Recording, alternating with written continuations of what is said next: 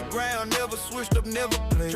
No cap, no performance, what you see is what you get. Put in work before the cameras, before a single check. You say you solid, prove it, cause we watching every move. Step up or step aside, we separating fact from truth. Bullshit won't fly here. Put that hammer on them, cool. Put that hammer on them, cool. Mr. Do-Right, let's go. You can't fake what's in your blood. Can't manufacture where you're from. When the smoke clears and the noise is gone, only the real ones still stand strong. Salute is the real. Salute. We recognize the ones who never fold. Salute is the real. Salute. The ones who kept their word and kept it gold. No front, no game. No game, no pretend. Ride for your people to the end. Salute is the real. Am I still them boys? Yeah. See, these streets got a way of sorting out who's solid. Every test, every trial separates the real from counterfeit. They claiming they authentic, but the proof ain't in the words. Actions over statements, let the record be heard. You hear them talking loud, but when it counts, they disappear. Whole lot of noise, but not a single thing sincere. Bullshit. We call it like we see it on the side, no sugar coat. Bullshit don't last, everybody know. Hey, Rick, what? Let's get him. Coop and Mr. Do-Right, hold the note, hold the note, hold the note. Coop and Mr. Do-Right, hold the note. Was in your blood. Can't manufacture where you're from. When the smoke clears and the noise is gone, only the real ones still stand strong. Salute the real. Salute. We recognize the ones who never fold. Salute the real. Salute. The ones who kept their word and kept it gold. No front, no game. No pretend. Ride for your people to the end. Salute the real. Am I still them boys? Yeah. Put the hammer on them. Hey, Rick. What? Let's get him. Coop in the building. Mr. Do-Right on the track. Am I still them boys? Salute the real. Direct production. Ugly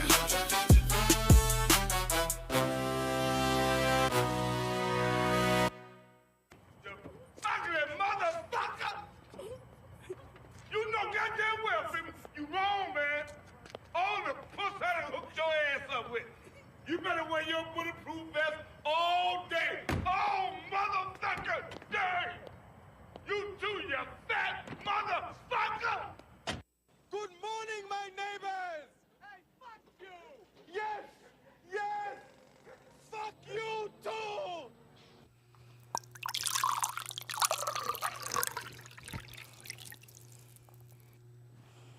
Power people, we back, goddamn. We back. Welcome to another episode of Salute the Real.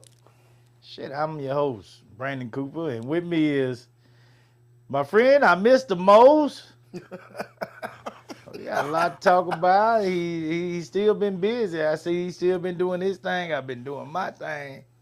He's fresh off the work spot and always ready like he never left the last time he was here. Shit. The legendary Do-Right. Do-Right, how you doing, my boy? I'm doing really good. Yeah? Life been treating you good? Life's been treating me like life has always treated me. It's life, huh? Yeah. I Yeah. don't know if it treated me good or bad, but it's still doing what it's been doing. You been staying out this heat? As much as possible. Yeah? Yeah. Do it feel like 90 or it feel like 100 down there? Man, last week it felt good. Yeah. And it was crazy. It was 90 degrees last week and it felt cool. Today, it don't feel like 90 degrees. Shit, I was out there today. Man. I was out there in it. And I'm telling y'all right now, I'm goddamn exhausted. I ain't recovered yet. It's like when you walk out the door, somebody's right there in your face with a hair blower. Damn, dog. Yeah. It just keep picking on me. And I can't get away from it when I walk outside. You sure can't. Yeah, I'm frustrated. That's when you wish you could work from home. Oh my God. Yeah, it would, yeah. For all those, yeah, shout out to all those that never leave their AC, never take their pajamas off. Man, Must be nice. It must be nice. Hey, listen, man. Must be nice. Yeah. So hey, on my side, Yeah. track season is over. Yeah. You gotta Shit. talk about that. God damn, track season is over. It's time for a break. I'm sure that most coaches are saying the same thing. It's time for a break. We finished up an hour. We had a kid get on the podium down there. Shout out to him. He's an All-American.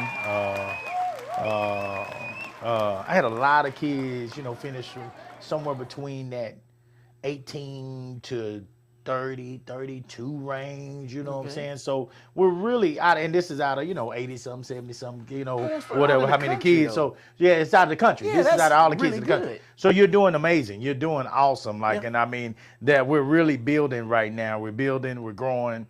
And so it's developing into something. It's a testament of what y'all trying to build. Yeah. We're building a brand new group of kids. And again, I'm being 100 now, and it's no knock on any kid on my team or any parent or anything like that. But these ain't the majority of my kids, these aren't elite kids.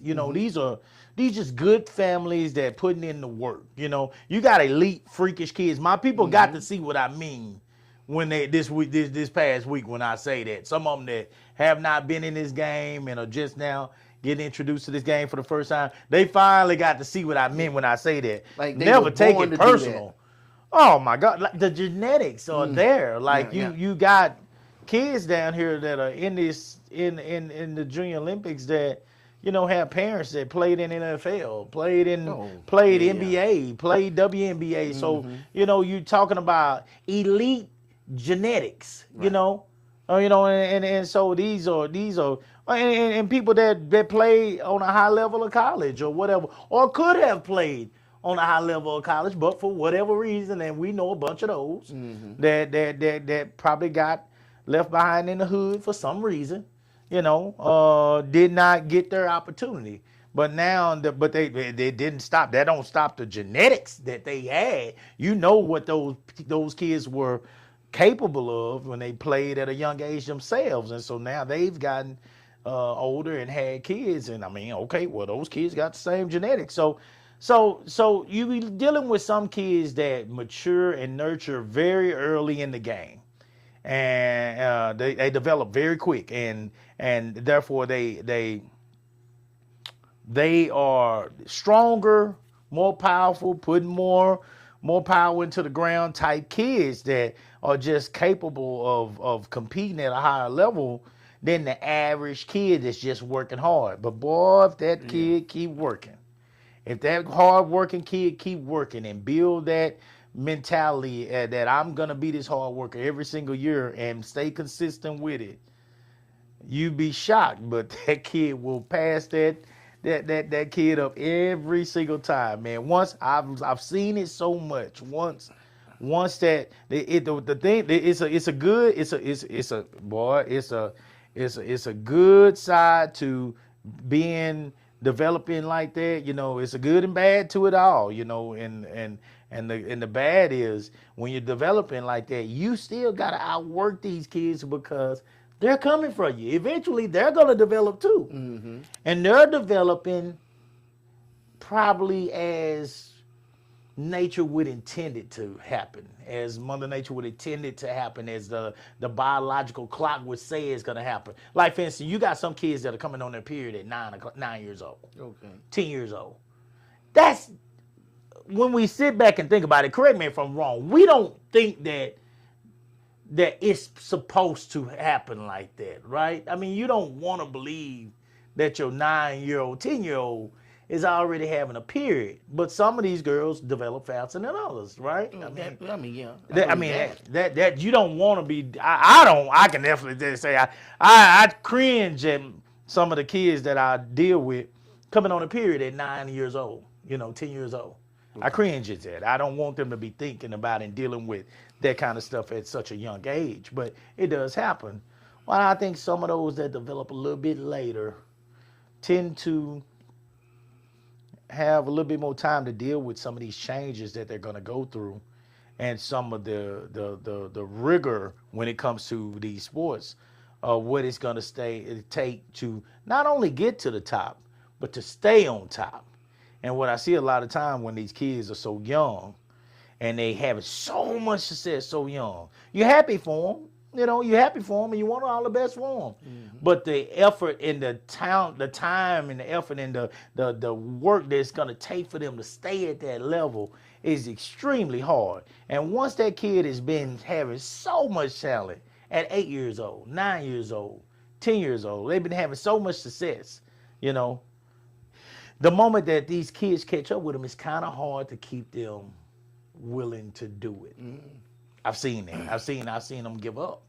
I've seen them give up. And I'm not just talking about a kid that was on with me. I'm talking about kids that we've been watching from around. You know, you'll see all of a sudden you won't see them no more. You won't see them coming out no more once these kids catch up with them. So it's good and bad in it all, you know. But track season is done now. We had some success down there. We got a lot of kids that I believe are going to be breaking a lot of noise over the next few years. And, you know, when they make noise, they're going to create a lot of attention for the team, which is going to bring more kids that want to work with them. Iron sharpens iron, and we'll be right back where we were some years ago when I had that big group that I raised up that I had so much success with. So we kind of just waiting it out and putting in our time, and we're going to let it happen real smooth, but we're going to do it our way. We're not going to I'm going to do it my way. I'm not going to go out looking for a whole bunch of kids. I don't recruit. I don't do none of that kind of stuff. I'm going to sit back and I'm going to be patient and I'm going to train the kids that come out there. Whoever come out there, I'm going to blow their whistle. Okay? Yeah, I believe that. That's who I'm going to train. And so we also are not going to put up with a whole bunch of negativity. The coach that I learned under, Lenore Brantley, God rest his soul, he's gone now. But I trained under him for as an assistant coach in the summer for 2011, 12, 13, and the summer of 14, 4 years. And one of the things that Lenore Brantley told me is do not be held hostage by talent. He's like, I don't give a damn how good they go, how good they are, Coop. If you are having, if they are bringing problems or concerns to you, you know, in some kind of way, they do not want to follow you. You wish them luck and you tell them to get the fuck on. Yeah, that's what he meant, and that's what he meant. We're not going to be held hostage by talent. We're not going to, you know, break rules just for the sake of holding on to some family just because their kid is talented. We're not going to do that kind of stuff either. So we live by a certain creed over here. And that's what we believe in, and that's what we're gonna stick to. And I don't give a damn what anybody think about it. You know what I'm saying? If they don't like that, then you know there are other organizations out here that you know that they can they'll go bend over for. Yeah, come on. You more than welcome to go be with them. And I wish y'all the luck. God bless you. I wish y'all the luck. And so, with that being said. Okay. That's pretty much it for that. We have our banquet coming up August the 30th. We'll be at Typhoon, Texas. Okay. We'll get them some food, and then we'll take care of we'll have a ceremony. You know, we'll take care of all our awards for the season for the kids, parents, and the coaches, and then we'll let the kids get out there. We'll cover that. They'll be out there playing and sliding and all in the water the whole time because, you know, a lot of them have not had a chance to really be in the water because we don't recommend a whole lot of water, you know, fun during track season. You know, we don't, I mean, you can, if you were doing some kind of training early in the week, maybe something like that, running in the water, swimming or something like that would be fine. But the closer it come to it, not playing all that. The closer it come to the end of the week or whatever, you know what I'm saying. You don't want you to be waterlogged. You know, swimming make you tired as fuck. That's a lot. You know, of and we call it. I've always called it waterlogged. I don't know if there's a scientific name for it, but I know if I went swimming, say we had a football game or a basketball game coming up, I wasn't worth a damn. Yeah. I wasn't worth a damn. You know. Same thing coaches used to say about having sex. But don't have no sex on Thursday, Wednesday night. Y'all cut that shit off. You wait till after the game on Friday, Saturday, whatever. But don't you do nothing toward the end of the week. Yeah. Middle to the end of the week. Yeah. Leading up to it. Don't come out here dead, you know. Y'all keep them britches up the rest of the week, you know what I'm saying? Driving force behind you. Know? Yeah, yeah, you ain't gonna be worth a damn out here. We ain't gonna get nothing out of you this week, you know, out here if you having sex and stuff. We'll have that banquet. We'll have that banquet and let the kids play in the water, man. I think they love that. They enjoy what we do for them there. Team takes care of that, and congratulations to all the kids that made it to Junior Olympics. Again, we saw some freakish stuff yet again. 8-year-old girl running 103 in the 400. Like, that's got shit like that. Just 13:50, I think she ran in the 100. Like, shit like that. Like, I mean, you know, 9-year-old boy ran a 58 in the quarter. You know, 12-year-old girls 4x1 run a 48. Shit, what was it? 48. It might have been a 48-3 or something like that. And that's a team. A lot of these are teams that come to Clash of Texas. They from Texas. Texas just that killed the 8-year-old girl wasn't. I think she's from Delaware. But just amazing athletes. Just amazing talent across the board, man. You get to see some phenomenal athletes every year. And the good thing about it is these kids get a chance to see why we push them so hard. Mm-hmm. This is why we push out so hard, guys. This is some of the elite athletes that are out here. And you don't have to be as good as them to get a scholarship. There's only so many of them in the world, okay? In the world. Not forget about just over here, in the world. There's only so many of them, period, in the world.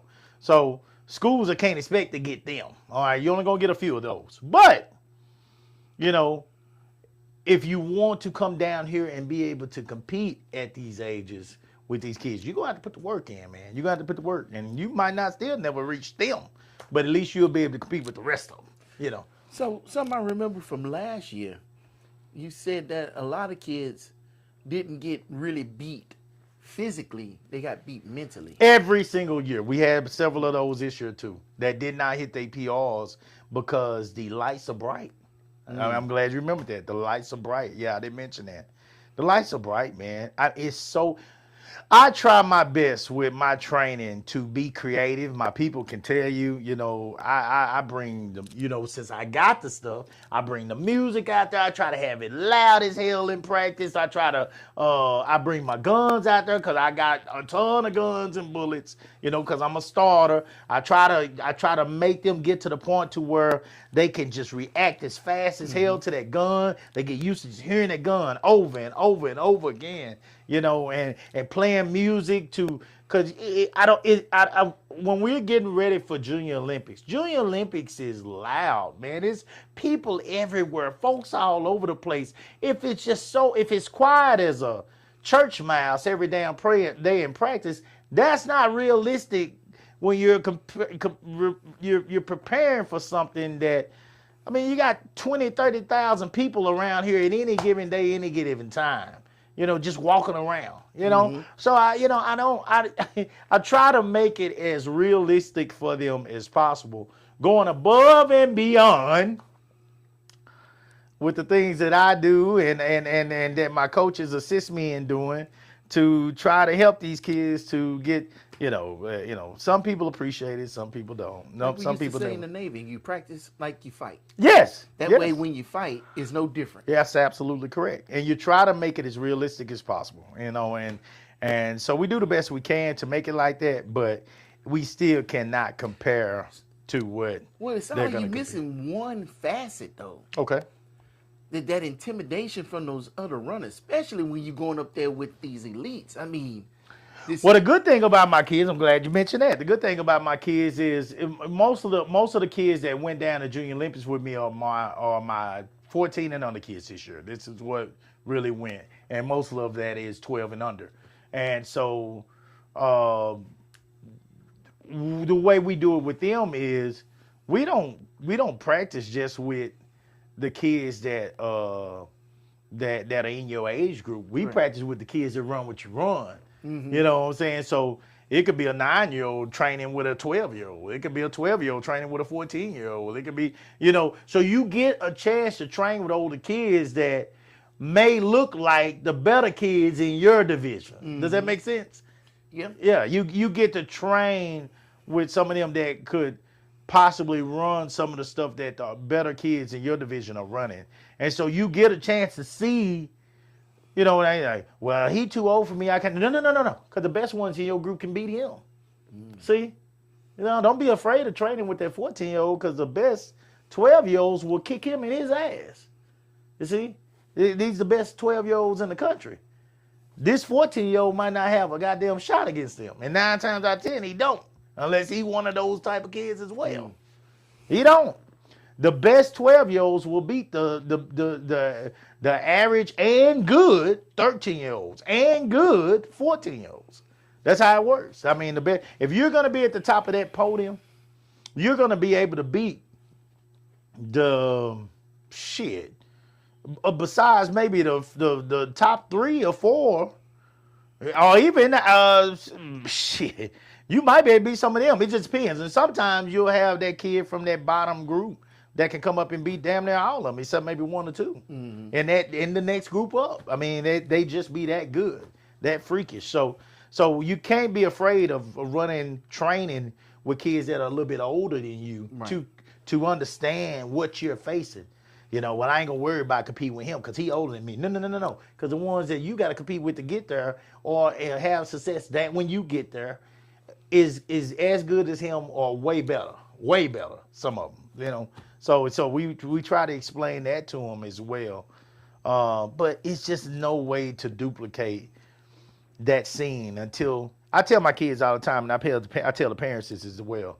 When they finally get tired of getting their ass kicked, they're gonna get that mental shit under wraps. You know, there's a whole lot of things you can do for the mental part, but it really comes down to them, man. It comes down to them saying, I'm not gonna let this opportunity be wasted this time. Okay. I'm tired of coming up here and coming in 31st out of 82 when I have the ability to come in 16th. I'm tired of coming up here and coming in 23 out of 86 when I have the ability to come in 10th. Yeah. I'm tired of coming here and coming in 9th out of 90 when I have the ability to be 3rd. I'm tired of that. Let me ask you this question, Coop. All your kids, how many of them are there because that is what they see in their future, and how many are there because they doing it, they having fun, they active, you know, they into something. I don't know if that makes sense. It makes perfect sense. Okay. This year I probably started out with 50 some kids, 56, 57, something like that, give or take. I would venture to say that as the season moved on, some of them that just came out there that were trying stuff out that are really YMCA kids, some of them moved on immediately because they got out there and started doing their work and they said, oh, hell no. That happens every year, nothing new. Right. Okay. So for the bulk of the year, we probably worked with somewhere between 35 and 40 kids this year. Okay? Does that, yeah. But for some, I just say 40 kids. Out of that 40 kids, I believe that you're going to have probably 25 of them that track is going to be their thing. Okay, out of the 40. Yeah. Okay. Track is going to be their thing. They're going to be, this is your base group. This is your core group, you know, that's going to be back every year. That's going to do off-season training with me when I start in November. And that off-season training will go all the way through up to the beginning of August. Okay. Yeah. So you got a core group that's going to, this is what they do.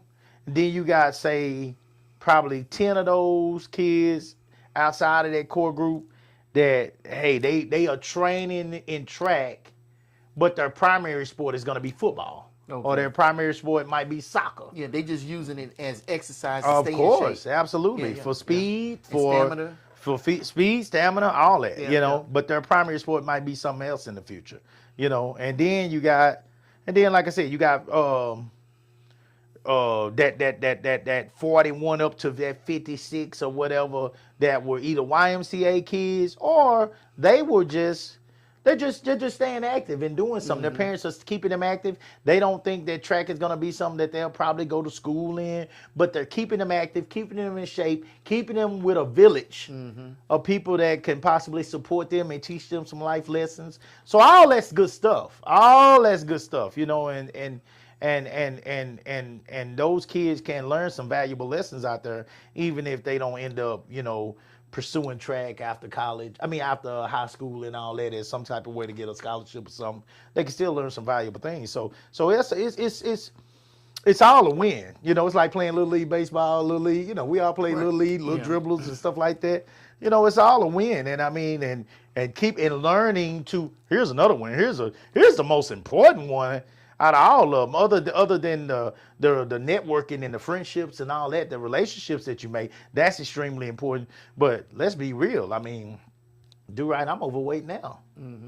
So if they are learning to work out, and I worked out just because of sports and only because of sports. If they get to a point where they're learning to consistently work out year after year after year, that much, I've never participated in no sport, no single sport, as long as I just told you, we'll start training in November for off-season training. We'll start doing strength work and conditioning then. Yeah. And then we'll go out from November all the way up to March with off-season training.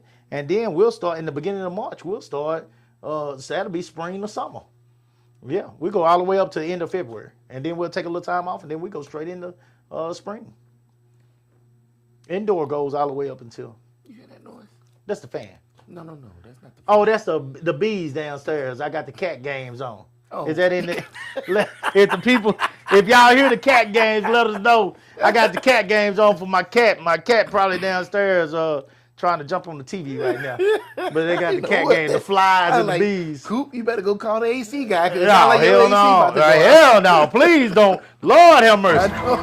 You don't want to play with that. Please don't. Now, big people can't go without AC. Nobody can go without AC in Texas. Well, I don't know. Some of these people might be able to handle it, but I know I can't. I can't. I'm a big man. I can't be around. Dude, it's against the law to not have an AC. I got the AC. I wouldn't put a unit in my room. Oh, really? I put one of them units in the room. Got it from Amazon. Oh, it's in the window. The window unit. Yeah. Why? Huh? Why? I want it blowing right on me. Smoke. I want it on me. I want that. You want to put a cup of water on the side of the bed and wake up to ice water? Yeah. Yes.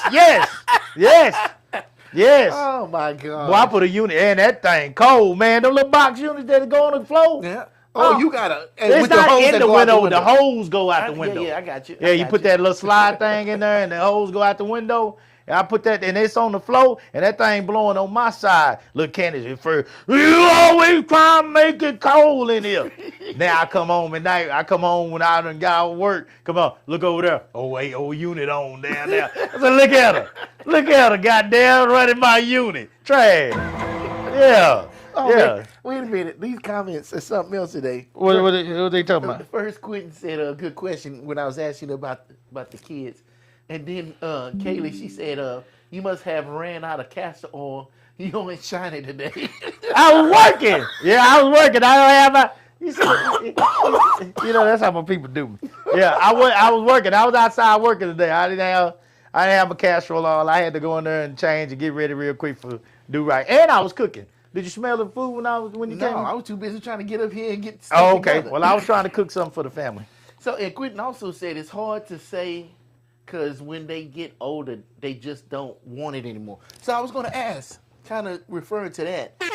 That's one of my coaches. Shout out to Quinn. He's doing an outstanding job this year with the young kids. You said 20, but like you said, pretty much half of that is going to be like athletes that's going to be doing it to stay in shape and stuff. So out of those 10, did you take those 10 to Junior Olympics? Is that the ones? So we had like 16 that qualified for Junior Olympics. I want to say. Kayla can correct me if I'm wrong there. She will. And yeah, she always will. And then I also had a few like Quinn's son. These are two of my main people. If you ain't I figured know. it out, Kayla and Quentin, they my folks. These my like besides Rashard, you know, who watches everything for me. These two are like they right there. So anyway, shit. What did you say? I'm sorry. So basically the core kids that really see themselves doing this, are they the ones that went to Junior Olympics? Yeah, well, yeah. There are certain ones like Quinn's son. They went to Nike this year. We didn't even run him in qualifying season for AAU. We didn't even run him. He went to Nike. So we just What is that? Nike has a big meet. They have a big championship meet as well. Okay. That's for you have to, it's certain tiers that you have to, and certain numbers that you have to hit, certain times you have to hit, depending on your age group or what group you land in. So for the freshman group, he had to hit certain numbers in the 8, 4, 2. He ended up hitting the numbers in the 8 and the 4, and he qualified for the Nike championship meet down in Oregon. Okay. And so he went and competed in that this year. So after that, we shut him down. He was out there the whole, but see, he's the kind, for example, that I'm talking about. Kaylee's daughter, for example, she went to AAU this year, didn't qualify. She didn't qualify. She made it to regionals. She did not qualify. Tougher year for her. Kaylee's daughter, short, stocky. She works her butt off for me. But she runs the quarter. She's not running the typical race for her body style, her body shape, her body size. The quarter really is more, in my opinion, more for the long, slender, leaner. Yes. She's more of she's Receivers built like and stuff like yes, that. Yeah, and she's built like a running back. Okay. She really is. She's shorter, With muscular the short legs, Yeah. like muscular. She's just a muscular, you powerful can't get girl. that stride. Like But she got all the heart in the world, and she'll run all day. She'll run all day. She loves the quarter, and we're just not quite there yet with her turnover and we'll get there. We'll get there for the short stuff, and so we'll get there. But she, for example, her Quinn's son, they was out there the whole time that we was getting those kids ready for Junior Olympics, doing strength work already. What did they say? No, first, Kaylee said, "What did you cook? I might come get a plate." But Miss Denise, she said, "Hey, Coop, not staying on. Just wanted to say hi." Yeah. Now you Always- done got that lady trying to come on here and get off because you always say, "Oh, Miss I Denise, don't want her to hear stay." me. I don't want her to hear me. I don't want her to hear me, and she know that. She know it, but she know why. She know why. And she know it's about respect. goodness. I talk to her all the time, That lady does more for LBJ. Shout out to her. Shout out to her. That lady right there, that little lady right there does as much for LBJ Sports as anybody. Anybody. And it's because of her and Coach Rawls that that I'm fully in and gonna do as much as I can to support them, each season. So shout out to Miss T. I love her. She's good people. She'll call me when she wants something. She gonna call me 3-4 times till she get my ass too. I be getting out of work. I'll go straight to sleep when I get home. She gonna keep calling. She gonna call till she get me. When I finally get up, I'll call her. I'll say, "Hey, Miss T, what you need?" You know what I'm saying? So she's very passionate. That woman lives in San Antonio. And she'll ride down here, she ain't wanting for nothing, but she'll ride down here on the bus she'll come down here on the bus to come down here and help that school out, man. Wow. all the time. Loves it. She loves it, man. She just truly, God, she's one of those people that I'm talking about, kind of like the athletes. You just gotta want it. It's gotta be in you. You gotta want it more than everybody. She wants to see that school successful and see those kids have opportunities more than the average person. She's bigger. Her kids been gone. Her kids were successful, been gone. I'm sure this gives her something to really invest in and put her all into. But that woman could find other things to put her all into too. Shit, she could. It's plenty of stuff she could do. She got the character for it, but the personality for it. But she's just doing it, and so that's the same thing the kids got to do. The kids got to put that type of time into it, there's gonna be some sacrifice there. You gotta miss some things. Some kids are more worried about going to this and going to that and playing video games and doing this, than putting in the work that it's gonna take to be successful. And it is what it is. You'll see where it goes. I don't know how many of those kids that we're talking about currently that are going to be that, but I would say out of that group, I would say I got about 20 to 25. I think about 25 that I'm guessing, but about 25. Cause I know I had around 22 in indoor, and typically I don't even. And I want to be real right here. I don't even fuck with you. I don't want to fuck with you, and you're gonna get the feeling that what I'm saying. I don't really want to fuck with you in indoor if you're not serious, if I don't think you're serious, Right. So at least about taking this serious and having a shot at possibly getting a scholarship one day. If you're not doing that, I don't want to fuck with you during this time. Don't waste my time. Well, don't waste my time, man. Well, I don't, I tell my people all the time, but baby, I don't want your money. I don't want your money. If you're not serious, don't come. Don't come. Don't sign up. Don't do this. I always got to ask about you. Are you coming? I'm bringing out more supplies at that time, and it's a smaller group. So I bring out all this supplies. I pack that goddamn truck, do right, just like I have to pack it for them jobs. I got to pack that truck all the damn time. I'm tired of packing that truck. I don't want to pack that truck for your ass if you ain't coming. I don't want to. Ain't serious. I'm tired of that, man. I hate that. Don't waste my time. My time is valuable, dog. Don't waste my time. Well, cool. You that busy? Nigga, if I want to sit on my black ass, that's your time. That's my time. Yeah. And it's deserved because I do the work I need to do to take care of my household, but I also put the effort in with this community. So I don't gotta explain shit to nobody. Like if you like what I do and my people that support and help me out here, then come on and be real. If you don't, then keep your ass at the house. I don't think that's very hard to do. I don't think, and if you got a problem with what we do, holler at us. But if you get to the point where you feeling yourself and you feel like you can talk out loud and say stuff about me and to others and in front of, do what you do. Do what you do. Go ahead. Walk off that cliff if you want to. Go on and walk off that cliff. But you won't be around long. I'll leave that where it needs to be. I know you got a topic. I'll leave that where it needs to be. Some will know where we go on there.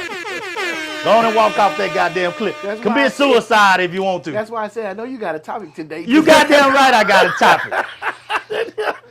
You goddamn right I got a topic. We got a topic. Ain't got nothing to do with that. I started to go there. I can tell. I can read it in the tea leaves. I started to be petty Betty tonight. I started to grab a drink and go there. I really did. But we still ain't done. The season ain't over. Okay. So it's not over. It's over, but it's not over. It ain't over. Okay. We still got a banquet. Oh, the banquet. Okay, gotcha. Yeah, we still got a banquet. Okay. And so by the time the banquet come up, I'll probably be moved on and forgot about it anyway. No. Yeah. Not cool. So, I probably will. No, because I really want. Yeah, it'll be fine. It'll be fine. I really want the best for these people. I want the best for these people. I hear what you're saying. So I don't. It ain't about you. Or they gonna let you forget about it. They better. They better. I We'll see. We gonna have a show next week. So my people know it took everything in me, dude, right? It took everything in me. In me. Lord knows it took everything in me. I stayed quiet. I was going there and then I stayed quiet. Mm-hmm. I did good. I'm changing, man. Oh my. I'm changing, man, and I'm really I'm really I'm really proud of myself, See, man. your people know you. Man, nah, Your people know you. Kaylee said, "No, you ain't gonna forget about it." no, she ain't gonna forget about it. And Quinn said, "No, talk about it." And Kaylee said, "I was about to catch a fight." Oh, I'm no. really proud of myself, man. I'm really proud of myself because it's not about me, and you gotta get to the point where you grow up a little bit and you do the best you can. Mm-hmm. I'm saying all this, and Lord knows I might be across some damn bleachers to next year. You know, I don't know. I'm doing the best I can. That's just it's hard because you're a man 1st. Mm-hmm. And I think sometimes people forget that part. You're a man first, and I don't give a fuck if I'm. This is why I don't see how you be a preacher. Is that the worst one? Is that the most where you have to be able to turn the cheek? Do you think? Oh, being a preacher? Yeah. Well, yeah. Do you have to be able to turn the cheek But I being a think preacher? if you're a preacher, it's just like you were saying about them kids. That's something you really want, and if you really want it, you devote yourself to it. So, yeah, you gonna turn the other cheek. You ain't gonna let if you're not turning the other cheek, you may not be there for the right reasons. What about a deacon? They just, I don't know. They just handle the money in the church and stuff, right? They not committed to God like the preacher is, right? Yes, sure they are. I mean, I'm not saying everybody's committed to God, but the preacher would have to have a whole nother commitment, like going He's to the school messenger. and everything. He's the messenger. Yeah. Like you put in a lot of effort to be a hold preacher. on. All of them don't go to school. Well, not all preachers are at All the of same them- level. Yeah, all of them don't go to school. All of them don't go to school there. Not every preacher's name we got a some- doctor on their name. Yeah, we got some shade tree ministers out there now. Yeah, all of them don't go to school for it. Yeah, they don't, what is it? Theology school? Is that what it is? Theology Yes. school? Yeah, all of them don't go get their theology certificate or certification or diploma or whatever degree, whatever it is. The doctorate. You don't have to be a doctor. No, you still get a doctorate. You ain't a medical doctor, but you No. still, You don't have to get a doctorate to be to get your theology. No, you can get a regular theology. You can get an undergrad. You can get an Okay. undergrad degree in theology. I'm sure. You don't have to get a doctorate in it. You don't have to go to that level. I know all of them damn sure didn't go get a doctorate. Shit, that boy, man. But Please. see, that's the commitment. That's Like, on a all whole you nother do. level. Yeah, that's on a whole nother level of education. You got to go get master's. You got to get your undergrad, master's, then doctorate. Jay Lee said all preachers are not pastors. They not. They are not. He's absolutely right. But I guess what I'm asking is because the deacons are still a part of the flock. Mm-hmm. First ladies and the sisters in red and sisters in white, all these different sisters, piano players. What's the one that lead the choir? Choir director? Choir director. Are they held to the same? Because these are members that are active in the church. I think if your pastor gets in a fight with somebody, there's something's going on, something's wrong. If your pastor's not turning the other cheek, something's wrong. If pastor get in a fight with somebody and they start jumping him, are the deacons supposed to jump in? Now, somebody getting jumped is one thing. I don't think the Lord said anything about not defending. It could be a one-on-one, and then the If rest the of them. pastor is starting fights with people, that's something Okay, different. there you go. Okay, gotcha. Because I already say, like, if my friend is getting jumped, and That's I don't give a different. damn if I'm a deacon, I'm ready to get dead on somebody's Yeah, ass. that's I'm different. going to try. Yeah. If somebody was jumping on you, Stu, I'm going to go get in it. I ain't going to sit there and look. But if I sit up here and start talking shit to somebody else and starting fights, I don't expect you to jump in it because I created that situation. Well, I'm going to jump in, and then me and you will have a problem goddamn after we get home. But I still ain't going to let you get your ass whooped. And I'm going to tell you next time, do right, I'm walking my ass the fuck off. Because I got a black eye and didn't deserve this Yeah. shit. That's why I said I don't expect you to I'm walking off next time. But I'm not going to sit there and let you get your ass whooped. You know, I ain't going to do that. Kaylee said, I'm still waiting to hear what you cook to see if I need to come by and grab a plate. Well, Kayla, I was trying to do 9 things at the same time, so the cornbread looked like me. I'm going to be honest with you. And I tried to dock it up with some honey and butter. Quentin said, "No, you just making sandwiches." No, man. Track season over. I'm cooking over here now, homie. We living ain't shit. Neither one of them shit. All right, so let's get into this topic for tonight, guys. I apologize. We done kept y'all long enough talking about that stuff. You know, hey, the track season is over. Shit. Tonight, I put a post up here. Tonight on Salute the Real, because I had some conversations while I was down there. And folks were telling me they were just, oh, it's going down and we doing this and that. And I'm sitting there looking, you know, these are people my age. So I'm asking, tonight, are all these 40-year-old plus people really as excited as they say they are to be single? Oh, that's what all the conversation was up there? Oh, it was going down. Who was saying that? Now, it wasn't just me. I'm sitting back listening to people, too. Who? I'm paying attention while I'm warming these people. First of all, women, men everywhere. Talking about they going to party, they going to do this, they going to do it. I'm like, damn, I didn't even realize there was this much partying going on in an hour. You know?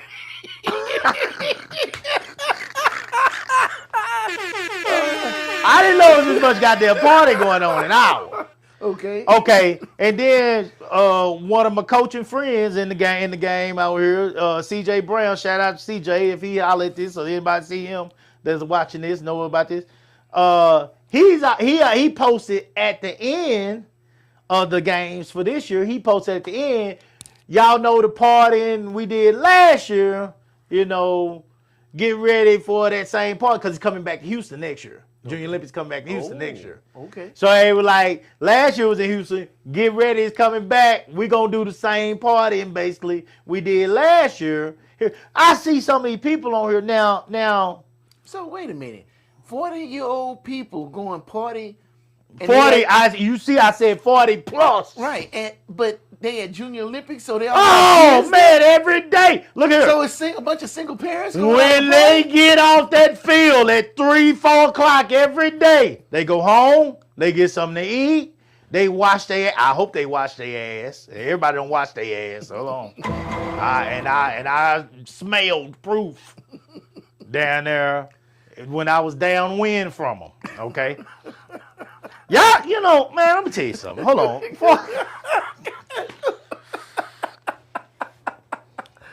Y'all gotta stop this shit. You are too old to be walking around here smelling like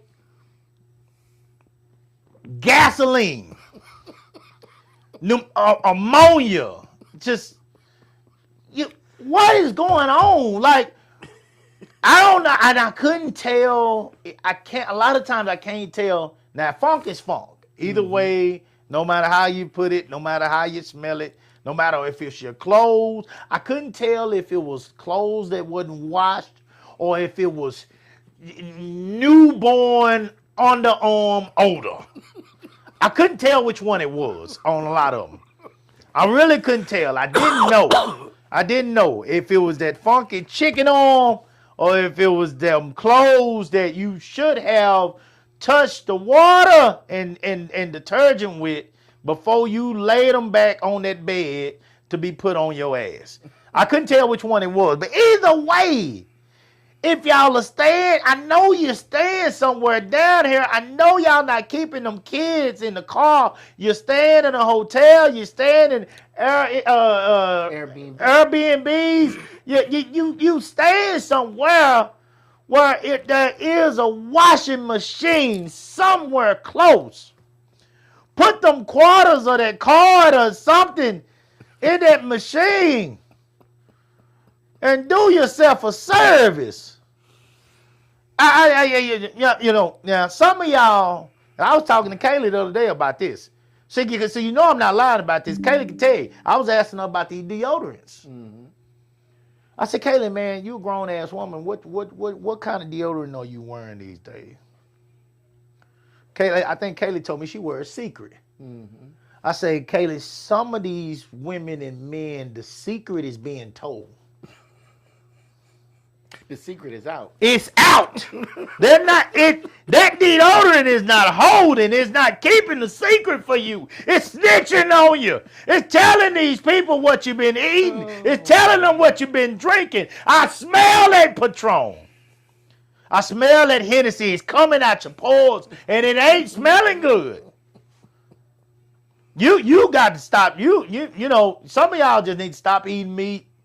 Because you ain't going to get no stronger deodorant. Y'all out here trying to use this rock salt, talking about y'all going to be natural. Your natural ass is stinking. You can't be natural. God didn't mean for you to be. He didn't intend for you to be natural. I'm sorry. I'm sorry.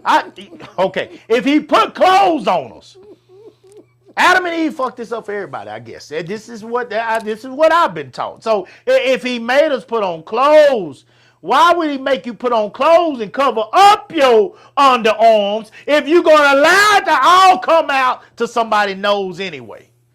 I don't understand. If he don't want nobody to see it, then they should be able to smell it. None of your senses should work when it comes to another person's body until they want it to be that way. If I lay down with you, and I smell your body, and I decide to keep my black ass down, that's on me. But do right, I shouldn't be able to walk by you and smell your body, and you think that's okay. I don't think so. That's my opinion. Who am I? Who the fuck am I? But these are people that were sitting up here talking about they gonna party. So I'm thinking to myself, you got 40 plus year old people. Some of these people 50 plus, 60 plus. I'm not mad at you. Have fun. Have fun. But they singing, what I'm trying to say is they're singing to the world that this is the life, this is it, we're having a blast, we're having fun, blah, blah, blah. Now, okay. I'm going to play a little devil's advocate with that because I came home to the room each night with my wife.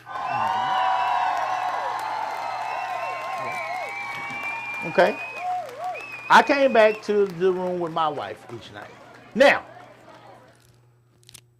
no child, no cats. Oh, you was swinging and banging up in there. Swoosh, swoosh, swoosh. Ball Johnson dance. Swoosh.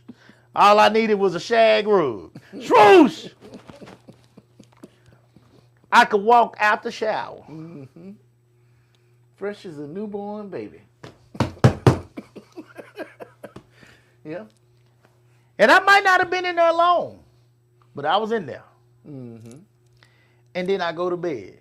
Just like that. With that cold motel AC. Woo! I had it down, boy. I had it down. And I didn't wipe nothing with the towel.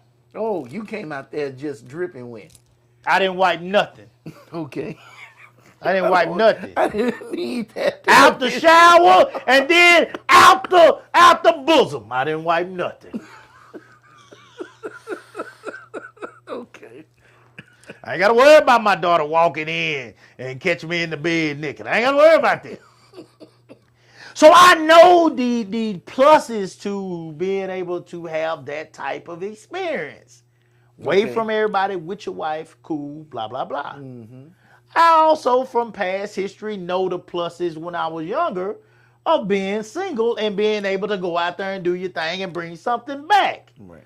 What I do not know, so I'm really being truthful with this question, is are you really this happy? Are they really this happy to be this single at 40 plus? Now, I asked this question tonight because I know there was a period in here prior to you getting with the beautiful lady that you're with now, mm-hmm. where there was a period where you were single, correct? Yeah. Okay. At that time, when you think about where you are now, and folks, please help me out with this. If you're single, help me out. I'm serious. This is a real question. What are the benefits to a single life at 40 plus? and what are the negatives? You know, what are the benefits? Were there any benefits to being single? Yeah, it was. I'm sure there's benefits and negatives. I mean, there's benefits and there's positives and negatives to both sides. You know, I'm sure. I saw a benefit was that I had a lot more money in my pocket. Uh-oh. I mean, because I didn't have like to worry about plans or anything. If I wanted to go into work some overtime, I could do that, or whatever. If I wanted to just sit home, I could. So that was a plus. I was able to save up a lot of money being by myself. Another benefit, I don't know. I grew up as an only child, so I was used to being by myself. So I'm not gonna lie and say I didn't like some of the solitude of being by myself. Okay. Not saying that I don't like being around my lady and everybody that's in my life now. Right. It is different, but I mean, shoot, I can get off of work on a Saturday, and if I didn't have to go back to work on till Thursday, Yeah. I can sit in that house that whole time, no problem, Me too. and just be happy than a lark. Oh, I do that. Yeah. When I ain't got to work, I don't go nowhere. And I'm a hermit. And that was another reason I could save money because I wasn't burning gas. I wasn't. I don't spending go a whole no. bunch of money. I don't go no goddamn where. But So- I wasn't going out partying and all that other stuff. Yeah. Well, see, I guess, and that's the part where I'm at. I guess you can even, like, my people can even tell you, they know this about me. Like, we're about to really push. Shout out to y'all gonna hear, if you haven't heard, we're about to really push this Honey Badgers Entertainment thing. I got shit coming in the door every day. We are buying stuff left and right. Like, we really gonna push this. We're gonna create an entire outdoor and indoor party scene that basically a package that we can rent out. It's like a la carte, where you can literally go on the website and choose everything that you want in that package. And we're gonna bring those things to you. We're gonna set up your entire backyard. I'm gonna have decorators on the team. I'm gonna have all this different stuff. Music, canopies, tables, chairs, smoke machines, lights, karaoke machine. We're gonna have it all. And so, backyard games, big old backyard games. I got the big ones. So I ordered a lot of this stuff already. Wow. Already. Now I'm about to start ordering more of the DJ equipment. I got speakers for days already, but now I'm about to start ordering the actual DJ equipment. I'm gonna get with you. I plan on getting with you about that. Help me out with some of that, and then we're gonna start, taking the classes, doing this different stuff, and we're gonna be ready to go. So I'm excited about that. Just another business we add to the table. To the list of different things that we do over here. Truly taking this entrepreneur spirit and being serious about, taking it to the next level. But with that being said, as much as I like to party, I don't like to get up and get out there and get sweaty partying myself. I like to work and give other people an exciting experience. Yeah. I like to work. That's my part in now. I like to watch other people have fun. That I get a joy out of that, and I get a joy out of being a part of watching their event be successful. That's the joy I get. So me partying myself, I think I did so much of it, from college to the rap world to being in the clubs all the time, man. I think that's one of the reasons why you don't understand it, because in your younger years you experienced all that. That's just like me. My baby wants to go travel the world. I traveled the world when I was in the Navy. And now it's like, I did that. I'd rather just sit at the house. Because the whole world's a ghetto. Yeah. Straight up. Yeah. I get it, and I'll go with her. But yeah, I've been there, done that. Got the T-shirt. That's the same thing with you. So if you were single at 40, you would be like, what's the point of this?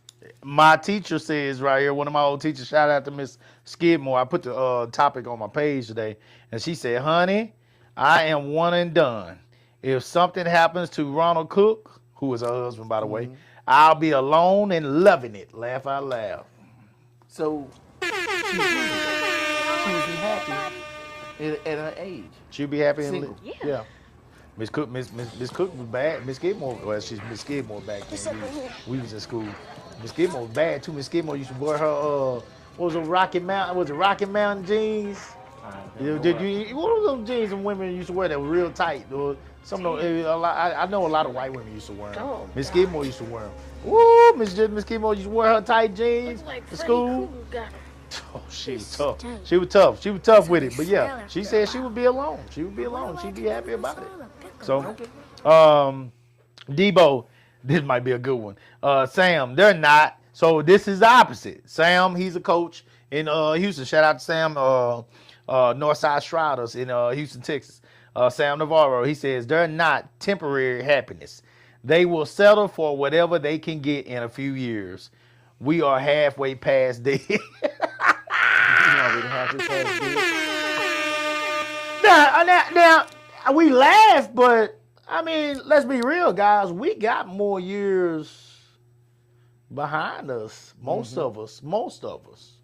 Some of us are going to be fortunate to double up what we've already done. There'll be a few out there that do that, but for the most part, majority of us got more years behind us than we got in front of us. Yeah. Do you agree with that? Yeah. Okay. So we laugh, we joke about it, but he's not lying right there. I mean, we're halfway there, you know. I would be extremely okay. So I'm 47 this year in October. Shout out to that. Those days where if you would have asked me if I thought I was gonna get to 47, I'd have told you hell no. So shout out to that. Shout out for that. God left me around. 2026. I was born in 79. Yeah, I'll be 47 this year. I have to think about it. Shit, I'm getting old. Yeah. Okay, so I'll be 47 this year. Another 47 years. 47 is what? 4? Is that 94? That's definitely over 80. That's 94. Oh, ain't no fucking way. I think I'm gonna make it to 94. So, I'd be extremely excited, and I'd be happy with whatever the Lord thought.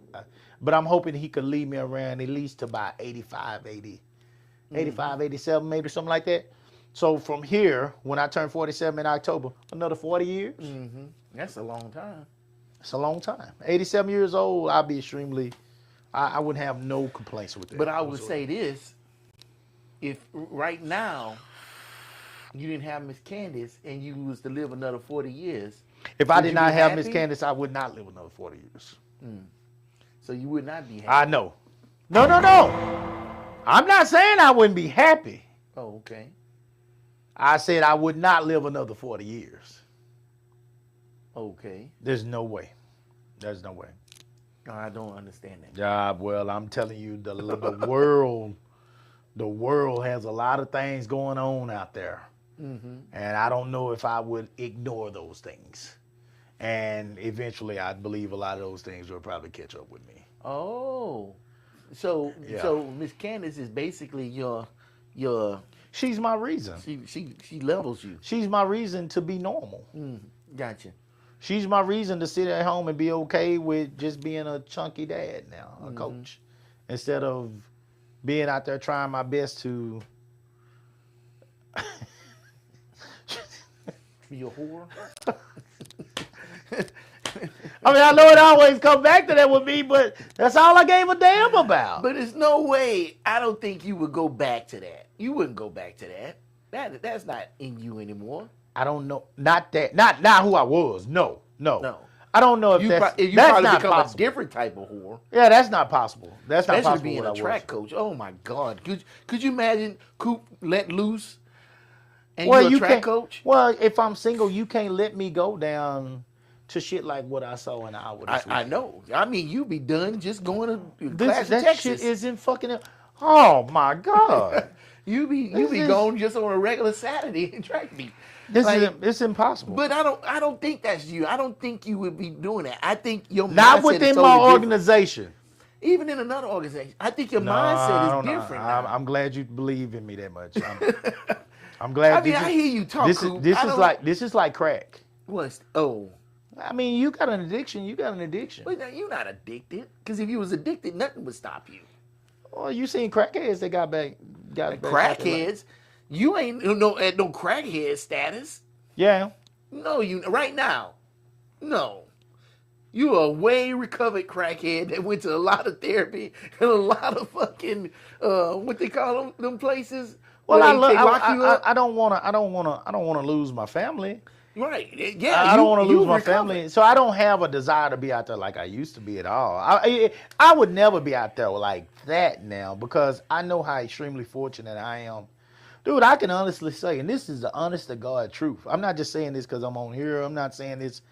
All the shit that I did, dude, to never come up with anything. I never came up with nothing. What you mean came up with? No type of ailments from. Oh, you never caught nothing that you couldn't throw back. Yes. Yeah. Yeah, Them jump out boys, them You got ninjas, very, they cling very on. lucky. I never got burnt. I never got nothing. I mean, I talk to people that I got friends that got burnt on a regular.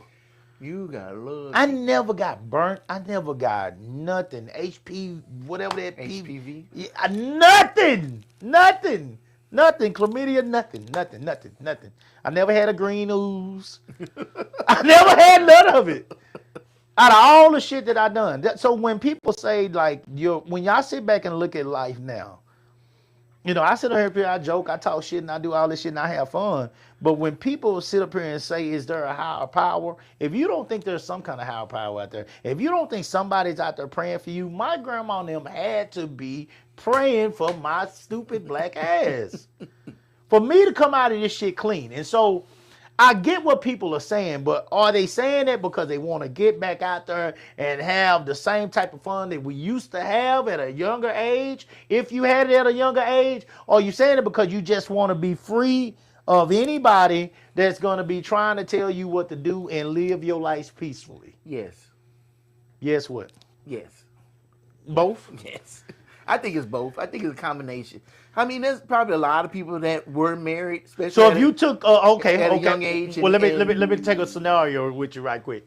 So do right. If you took 50 men with the mindset of a do right, Of me. of a do right, little wilder on one side, 25, little conservative on the other 25, and you took all 50 of those men to the Dominican Republic. Yeah.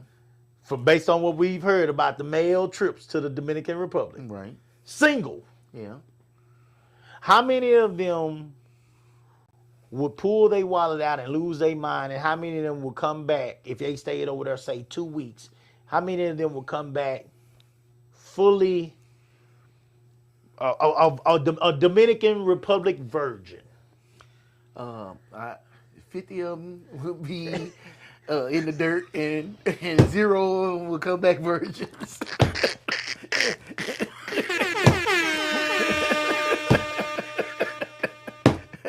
And that's the conservative and the liberal. They would all be telling stories on a plane flight back. Okay. So maybe I'm missing it then. But that's not partying. That is partying. That's Why coming that ain't partying? That's getting yourself in the right places to get. You got to get out there. Well, yeah, but getting out there ain't always going to the clubs or going out there partying. Partying is partying. I don't give a fuck where you really? go. It could be restaurants. I don't care where you go. It could be No, mingling. It could be You talking about mingling. It could be the grocery store. Oh, okay. Wherever you party. Oh, but that don't make sense with what you said they were saying. Hold on, let me see. 40 plus, and they wanted to go out and party. I said, well, I just said, well, cause that's why I heard it at. That's why I had the idea based on what I was hearing at Junior Olympics. They came away, they out an hour, they down here every day. Hey, they work with the kids during the day. And at nighttime, look, y'all over here babysit the kids at night. We going out, we gonna have a good time. Right. Now, I hear a good time. And look, Yeah. that could be at the hotels, going down to the bar together and having a great time. Yeah. It's not necessarily a club. I'm differentiating it because, like, out of them 50 do-rights, Ain't none of them going to nowhere. The music is so loud that you can't hear yourself think. And it's all hot with fucking $20 drinks. See, It that's would what be Coop gonna be. Coop gonna be in a place where you going tone deaf that night. You going deaf. You going deaf. Like I'm gonna be somewhere where the bass is, the walls are shaking. I love shit like that. I love shit. I'm good. I want to know how loud can this motherfucker get? That's what I want to know. I want to be at a place where it is banging, and me. Besides looking at the women, I would look if I was singing. Oh, she's nice. Oh, she's nice. I'm not about to go out there and be.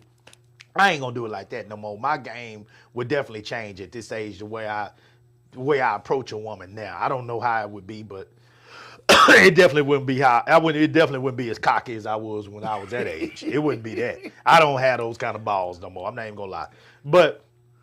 Besides that, I'm not even gonna lie to you. I would be, because this is just who I am now. Mm-hmm. If it was really banging the way I wanted to bang in there, I'd be up there too busy looking at the DJ equipment and seeing what kind of speaker those are. Yeah. And that's just But me see, though. that's why I say you different and you wouldn't Absolutely be the same different. type of whore. You'd be a totally different type of whore. If anything, Coop, you wouldn't be the one sitting up here pushing up on the women. I think if you was out there, they would be pushing up on you. That might be true. I don't know. Because I'm not going to go up and approach women like I used to. That's going to be the thing that's going to be attractive. You ain't the one sitting up there falling all over them, sitting up there trying to buy them all the drinks and all that stuff. You ain't even paying attention to it. No. I buy my partners drinks. I love doing that kind of shit. I know you do. Yeah, I love doing that kind of shit. I love getting my partners drunk. But I ain't buying women drink, walking up and let me get you and your friends some drink. I don't do that shit. That shit weak to me. I'm just not that kind. I'm not mad at nobody to do it. It's a billion ways to skin that coon. Okay, let me make sure everybody know that. I'm not knocking nobody's approach. But I am not the type to lead to women with my wallet. I'm a poor man trying to make it. That's what I say all the time. Am I right or wrong, dude? Yeah, you say it every time. Coop, how you doing? Poor man trying to make it. So I'm letting you know up front. Let me hold some. Bitch, didn't I just tell you I'm poor? I'm letting you know up front. Don't come to me with that. Because I ain't got no money. I don't want. So that is not going to be my stilo. I ain't trying to pay for shit. So you ain't never got to worry about me trying to get some of these young ones that got a dress on that probably can't hold all their hips or their ass and it's coming up where their cheeks are hanging out and all that kind of shit. They got a price tag on and they trying to get paid for the night, and I ain't the one. Okay, I ain't got it. And I wouldn't be in it long enough to get my money's worth anyway, because I'm going home. Okay? I'm going home. I'm not staying here with this motherfucker and killing myself. I ain't doing that no shit. That's the shit we did when we were young, jumping up and down all night. Nigga, like Bernie say, what the fuck am I trying to prove here? What am I trying to prove? I'm not going home. Man, get the fuck out of here, man. I'm not going. Shit, no. Like I said, you wouldn't be that whore. I wouldn't be him. No, I'm not saying that. But, okay.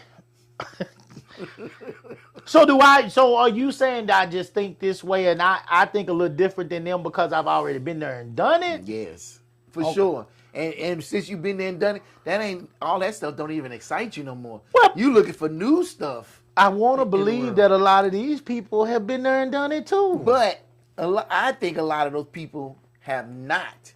Really? Like I said, a lot of people got married young. And then they finally divorced and now they experiencing the world for the first time where, they get married out of high school, had kids, ain't had time to go out and do nothing.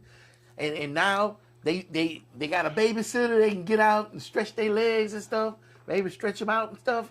You know what I'm saying? Right. It's a lot of people got different reasons to sit out there and want to go out there and let loose. Now, for people that was letting loose back in the day, shit, they like, that's old. I've been there, done that. And then, of course, there's some that are always let loose. They don't give two shits. Young, old, in the grave, they're going to be out there partying their asses off. Yeah. So, those you don't even fucking consider. What AI say? Hey, that's where I was going. Positive reasons to be single after 40 years old. Being single after 40 is a position of immense strength, offering unrivaled autonomy, deep self-awareness, and financial clarity that rarely exist in younger decades. Data from Pew Research Center indicates that single adults in midlife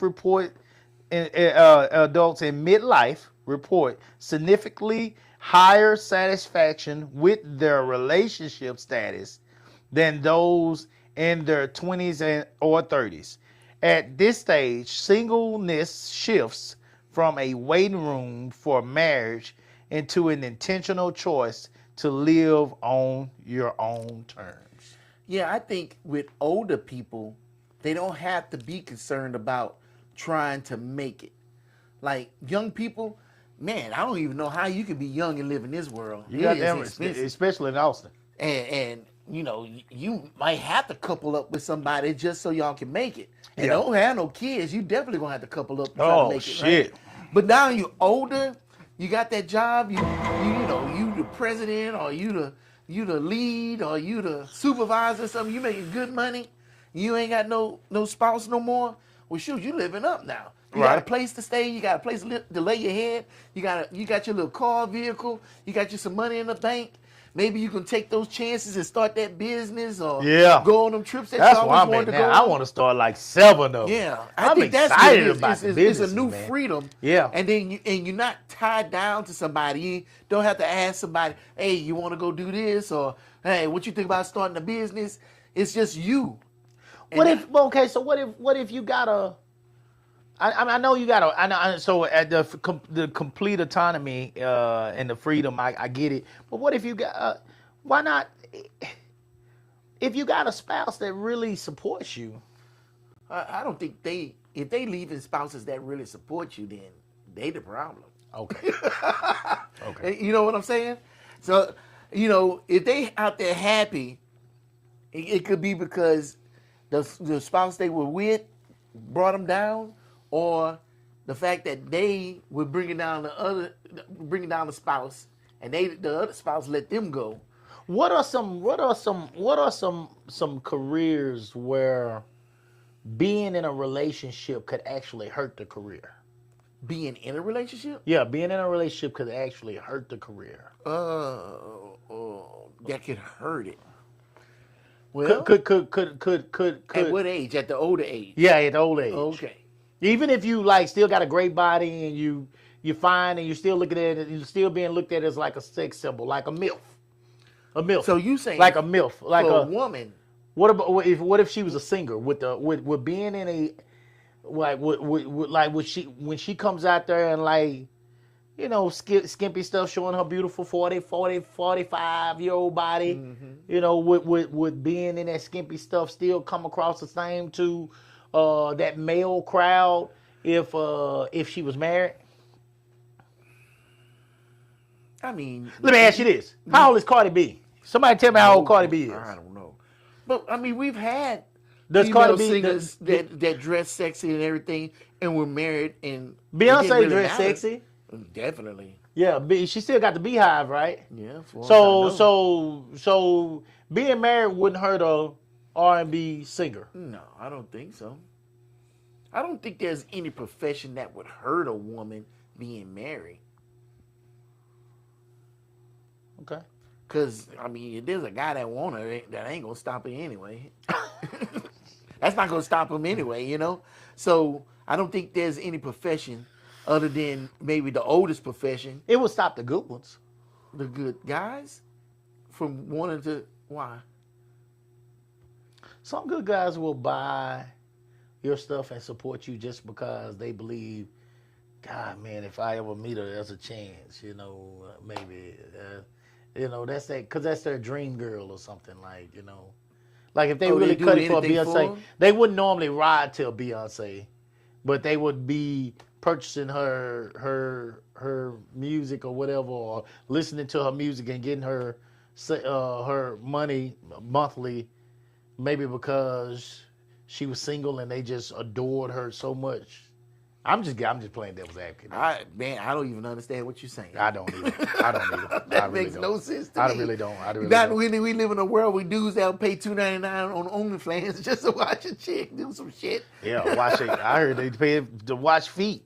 You know what I'm saying? So Yeah. I don't know what you're saying right now. Well, they get naked. Well, if they get naked on there, that's a little different. But like you said, there's some of them on there that just show feet, and there's dudes that's paying a subscription. It's dudes that got. Now, I've heard this dudes that got foot fetish. Now I don't know nothing about that. I don't know nothing about either. a fetish of nothing but the crotch. That's all. That's the only goddamn fetish I ever had. I didn't have no breast fetish. I didn't have no anal nothing and no what they call it, where they beating each other and putting on the sadomasochism. Oh, dominatrix. I don't care about none of that shit. I don't know nothing about that. We straight ahead. Okay. I don't know. I'm just saying. I don't care about none of that. I don't care about none of that. I don't care about none of that. Threesome, quadruple, orgies. I don't care about none of that. It's cool to watch. I've watched it on porn before, but that's cool to watch. But me, myself, I don't want to be in here with a whole bunch of people. I don't want to be around with dudes naked behind me and nothing like that. I don't feel comfortable. I don't want to be here. I'm not gonna be here. I'm a bro. The minute everybody walk in, oh, that's what y'all got going? Okay, I'm pull this stuff back up. Look here, man, I'm gonna catch y'all next time. I'm gonna get on out of here. Cause this ain't for me. This ain't for me. I'm not about that, man. Man, I've seen that stuff before, and dudes be walking across other dudes, and they penis, they penis hit that dude across his leg or something. Man, look here, it would be an all-out war. It'll be an all-out war right there in that room. I would turn around and we two naked ass men fighting, going at it. That seems not right. Well, it wouldn't be right, but I'm telling you, if he hit me with his penis, because I mean, we going at it right there. If you're gonna fight that guy because his penis hit you, and he's gonna touch me that whole time. I know, and I'm gonna beat his ass. I'm gonna beat his ass, and I mean that. I'm going to jail that night, butt naked. Oh my God. I'm going to jail. So that's why I say I couldn't be a part of nothing like that. Because people be getting full of that drink and they actually feel like it's cool to, man, yeah, boy, you doing your thing. And no, don't pay attention to me doing nothing. I don't want you looking at me. Don't look at me, dude. And if I turn around and he behind me, oh, look, man, you got me, man. You got me. I'm going to tear this house up in here. All this furniture is moving tonight. I mean it. And you're right. His penis would be all over me. So I'm going to pull my clothes back up. So it wouldn't be on my naked body. You're right. Let me get my clothes back on. Let me get my shoes on real quick. You hold up. You should stay right there. You just stay right there. And you throw him a roll. Put this shit on. Yeah, put this shit on, motherfucker. So that shit don't hit me. Yeah. Put your clothes on. My God. Put your clothes on. Come on outside. So it says complete autonomy and freedom. Zero compromise. Mm-hmm. This is reasons for 40-year-old. This is positive reasons for 40-year-olds being single. Zero compromise. You design your daily routine, home decor, and lifestyle without negotiation. Yeah. Now my mother-in-law is like this. She is what is it when you're a clean freak? OCD? OCD. She's OCD. My mother-in-law's house is spotless. Mm-hmm. Pam Wade, you ain't gonna see. If you walk in her house, Pam Wade's tubs probably look like they did when they were installed. When they first got installed. Yeah, damn. That's how clean her house is. No shit. I'm not joking. I mean, she really keeps a clean house. She don't play that shit. So I know Pam has talked about, if a good man came along, she'd be happy to be in another relationship. Mm-hmm. But that man is going to lay his socks on the ground sometime. Yeah. He's gonna leave some dishes in there sometime. He's gonna track in, depending on what kind of work he's doing, or if he's mowing the yard or something, he's gonna track some grass into the house. He's gonna, there are gonna be things that are different. Mm-hmm. Your carpet, Pam, ain't gonna be completely spot free anymore. Mm-hmm. His socks are dirtier probably than your shoes. But I will say, she'll have a good chance of finding a guy that's probably like that too if he's been single for a long time. Some guys clean freaks than women. Hell, I'm worse than my wife for sure. You know, so it's like my house would never be dirty if I was not married. Now that I agree with this one because if I was not married, my house would never be dirty. Yeah, I put that on God. I believe if that. I didn't have these two girls here, I'll say that with confidence right here. Now I also say that Candace can out clean me any day, but Candace chooses not to clean. Right. That motherfucker gonna come in, she gonna throw them clothes in that goddamn dirty clothes. She gonna put that moo on when she get out that shower, get her something to eat, and she going to bed. Mm-hmm. Now she getting home late tonight. She might be in there when we get off this show. She down in City Hall tonight, so it's one of them nights. So I mean, I don't even know if she gonna get home time to cook, eat the food I cook, you know. But she has lights like that, so she ain't studying no cleaning. Fuck her cleaning. That Candace is gonna be the kind. She's gonna get a cleaning company, you know, to come by and clean her house. She ain't cleaning no after she done been at her job 10, 12 hours a day. Yeah. She's just not gonna do it, and then she ain't about to spend her whole weekend cleaning. She ain't gonna do that. That makes sense. She ain't doing it. Candace will go buy a whole new set of wardrobe clothes before she wash them clothes. I mean, that's who my wife is. Everybody got their strengths and weaknesses. Yeah. My wife, fuck her cleaning. No, she ain't doing that. She gonna go to work. She gonna sit her ass down. I mean, that's what it is. Spontaneous exploration. Yeah. You can book solo travel or relocate on a whim. Now, you say you didn't give a damn about the travel because you done did all that. But really. I know what they're saying because when I was single, if I wanted to go up there to Houston, I'd get off of work, gone. Go. Then I don't even have to stop at the house. Just leave work and go straight to Houston. Got your stuff in the car already. Yeah, you can do that, but you really can't do that in a relationship. Now, I'm not saying you can't do it. I can say, Melinda, let's go to Houston. Put something together. Put a bag together. I'm finna come to the house. Is Melinda still gonna be ready as soon as you get off work? Is she there? Is she gonna have it ready, or are we gonna be another hour before we get on the road? Yeah, it's gonna be another hour. Why is that, man? My baby is time challenged. She's working on it. She's gotten a lot better, a whole lot better. So if you say you getting off at 7 o'clock, We is that what that road about till time 8. you normally? Yeah. We ain't hit that road till 8. Hour. But you know what? An hour ain't bad for females, right? Not for me. I was in the military, bro. Yeah.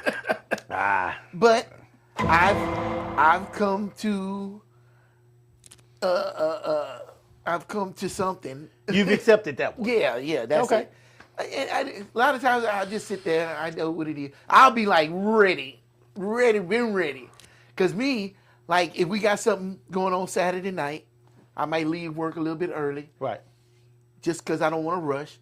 I already got my clothes set out, ready to go. All I got to do is walk in the house, take me a shower, shave, cut my hair, stuff like that. Put on them clothes. I'm ready to go. I'm ready to go in 30 minutes. Right. Linda might be still deciding where she go at. That's what makes her special because every time she do that, she looks amazing. So right. There you go. I'm not mad at There you go. You know? There you go. But I would rather sit there and wait for her to get ready and we go together than me sit up here and get ready in 30 minutes and go by myself. For real. Because that was what I was going to say. I mean, we're going all these plus sides, but let's keep it real. Here's some negative side. We going to negative. Hold on, we'll get to the one more. Hold on. Reclaimed time. Every hour outside of work belongs entirely to your own passions. Yeah. The things you want to do, when you want to do it, how you want to do it, blah, blah, blah, blah, blah, blah, blah. Your own passions. You don't got to share your time with anybody. You don't got to do the things that they want to do. Facts. That's a big one. But see, that's also half of it. Because what if you was a person in the relationship that they were spending all their time with you and what you like and your passions? Now you're by yourself. Yeah, you got time for your passions, but shit, you has wasted all that time not being involved in somebody else's passion. Yeah. You got any more cons? 'Cause I'm finna we about to go into these negatives now. Yeah, because for me, you know the one thing I hated most about being single? Okay. I like going out to eat. But what I don't like is going out to eat by my goddamn self. Yeah. And I don't want to sit at the fucking bar. To me, that's Yeah. just broadcasting I'm fucking by myself. That you're lonely. Yeah. Hey, I do not like drinking by myself. No. That's why I tell people, this is all the front, guys. When I came up here with the whiskey thing, these are the exact same. Just do right in my line. No. These are the exact same fucking whiskey bottles that when Do-Right first made this fucking room for last me. year. Last year, however long we didn't have Yeah. this room now. These are the exact same. Guys, I don't drink like that. Yeah. I do not drink like I can't stand drinking by myself. That's Yeah, boy, yeah, that's it kinda that's sucks. that's I don't like that. I don't drink like Yeah, that. I don't like going out to eat by myself. Why am I sitting up here eating? I might as well take that shit to go. That shit, it feels pitiful. So I don't want to do that. You know what else I don't like to go by myself? I don't want to go to the movies by myself. Ah, yeah. I don't want to be sitting at the theater and all these people together and I'm sitting up there by my damn self. I feel stupid like that.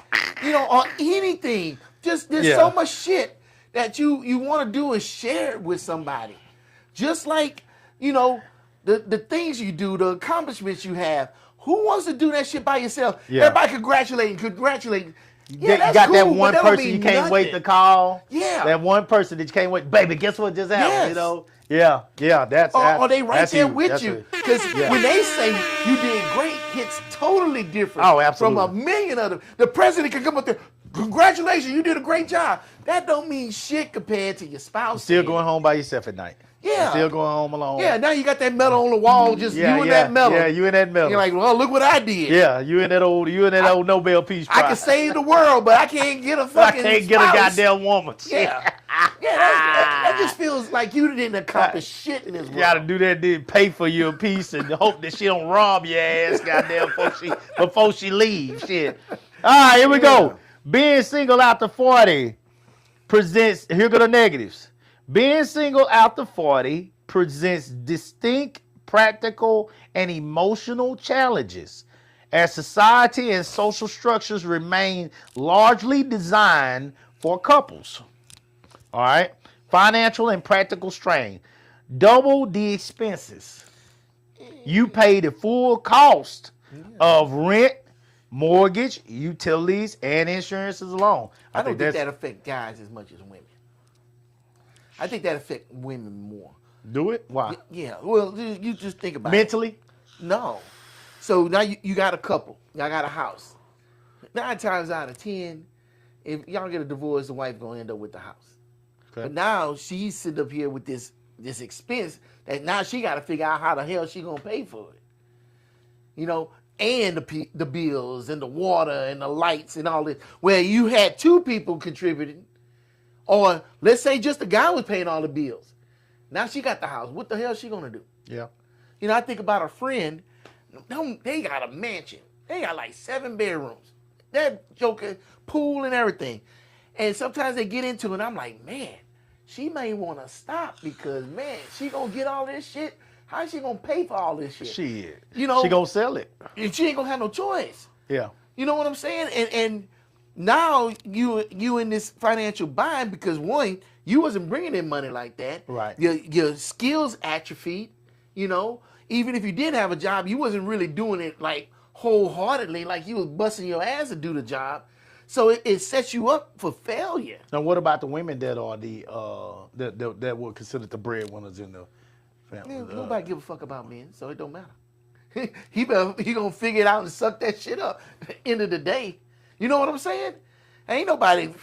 You think the judge gonna be sitting up here feeling sorry for him, or the lawyers? Because he look, that son of a gun will be. She'll be the breadwinner. He's still assed out because there's no alimony in Texas. So it's like, well, There is too no bad, too alimony sad. in Texas? No, there's no alimony. I in didn't know Texas. that. That judge gonna say, oh, well, you divorced. Holla at your boy. And you gonna be up there trying to figure out some shit. Talking about I'm trying to get the house. Now I agree with you. I'm just asking you. I agree with you because I don't worry about having a big nice house and all this. Right. Ain't no way we'll sleep in a cave. ain't no fucking way we'd be living here if this was up to me.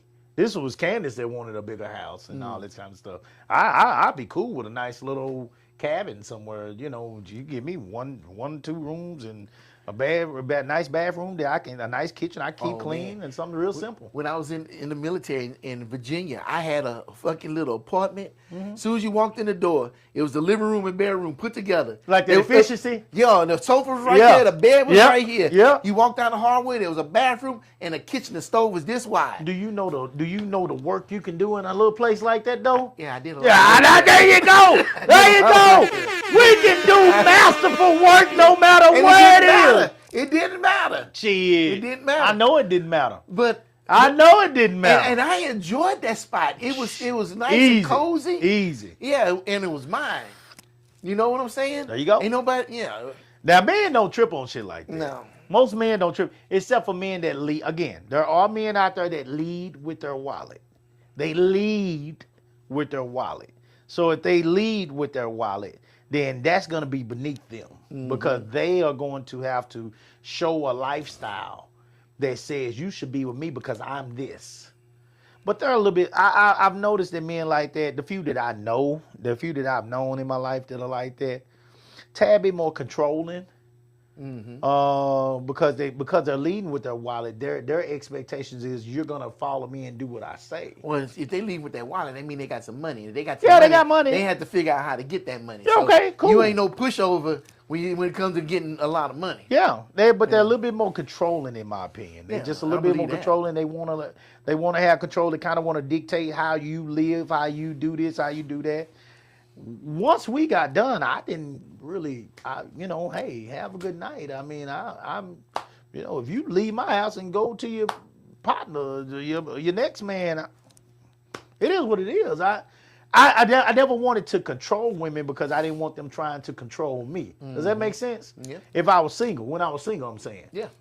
I didn't want them trying to control me. So I never, don't you care about who I'm? No, I didn't ask you that. I mean, that's not my business. You're not my girlfriend. I don't have right to be in your to me, that's your business. That's how I looked at things. What about if you when want you to was talk about it, I mean, that's cool. But What about when you was in a relationship? Huh?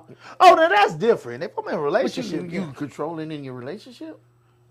well, now I wouldn't call it controlling. I would more so say we have a mutual agreement that we're going to try to be monogamous. Try to be? Well, I mean, I say try because I mean a lot of times I wouldn't. I mean, let's be real. So Okay. okay. We're gonna try to be. Now I am.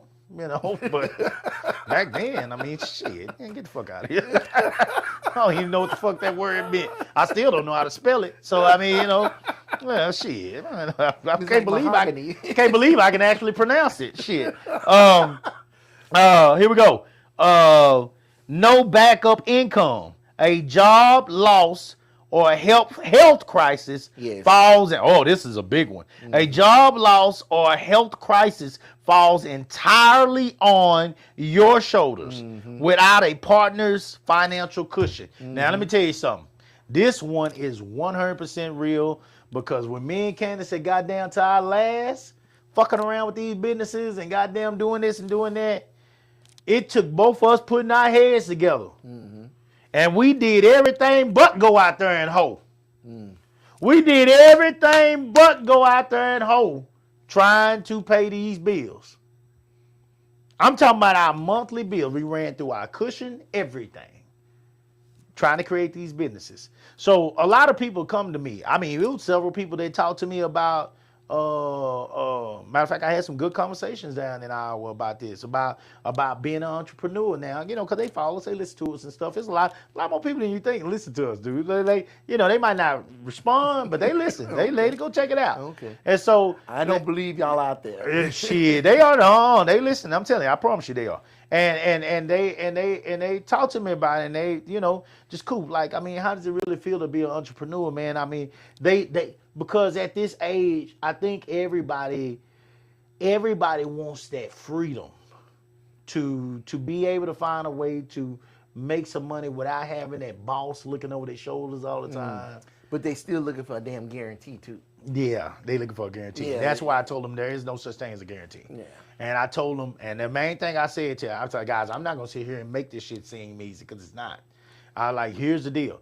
If you're gonna make the kind of money that y'all are making right now, because someone was telling me the kind of money they're making, they're making very good money. Okay. And they want to make that as an entrepreneur. No. It's gonna take a lot of time to. Well, Cooper, you getting there with certain stuff, yeah, but that nigga, that ain't on mine. That's not on mine over there.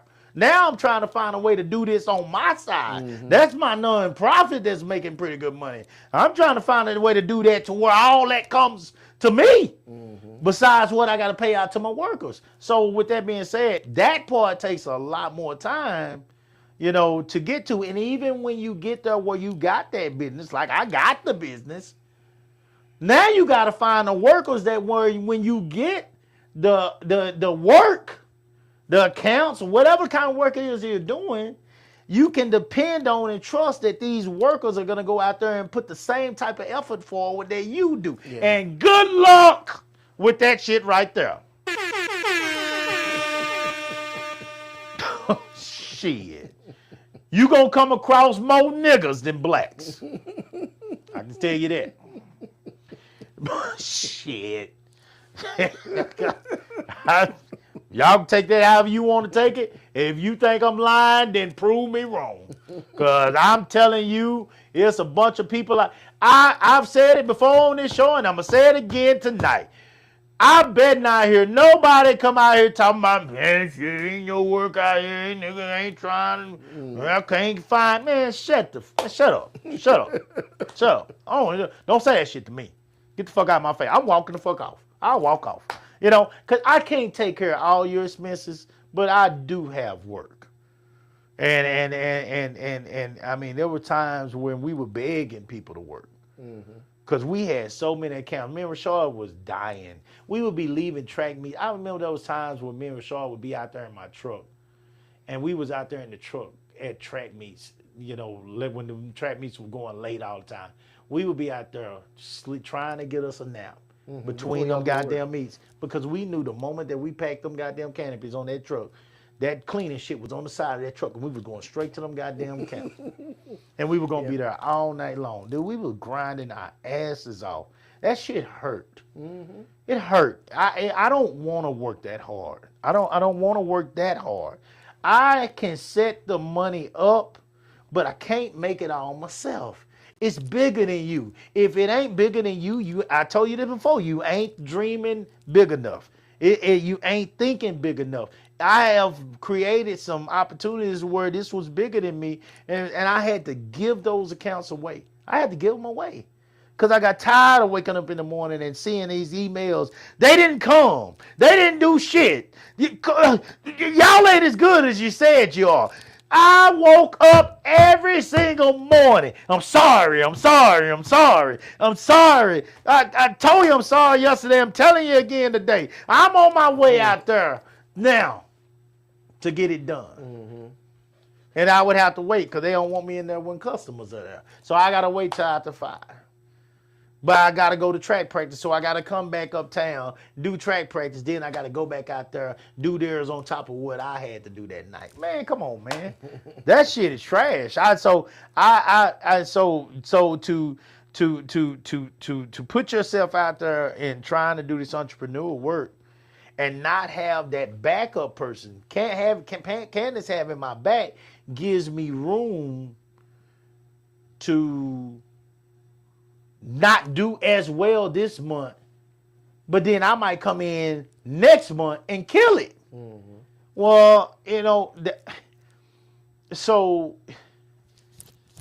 now here's the key, and this is the sad part about everything I'm telling you. Every month is still better than I was at probation, which is fucking pathetic.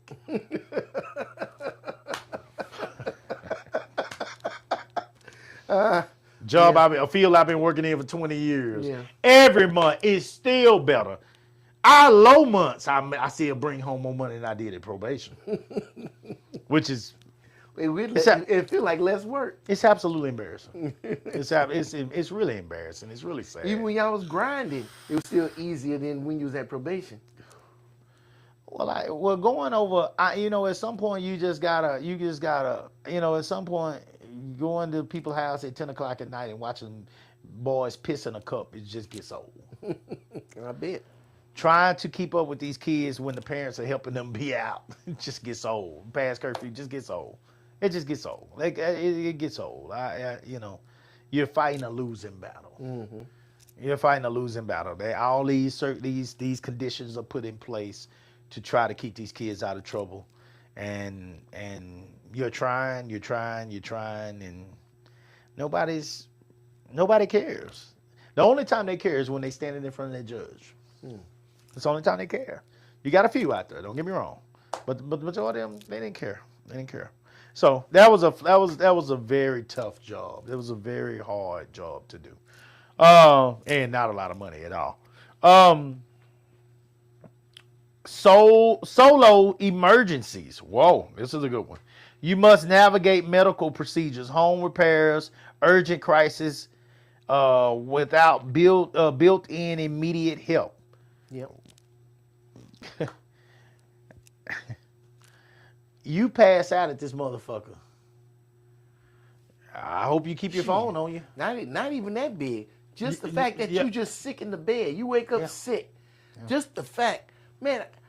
This is the that most day I've you ever brought been. those. That was the sickest I've been in years. Oh, the when I got when I finally had the shit, whatever y'all got, that shit, the allergies.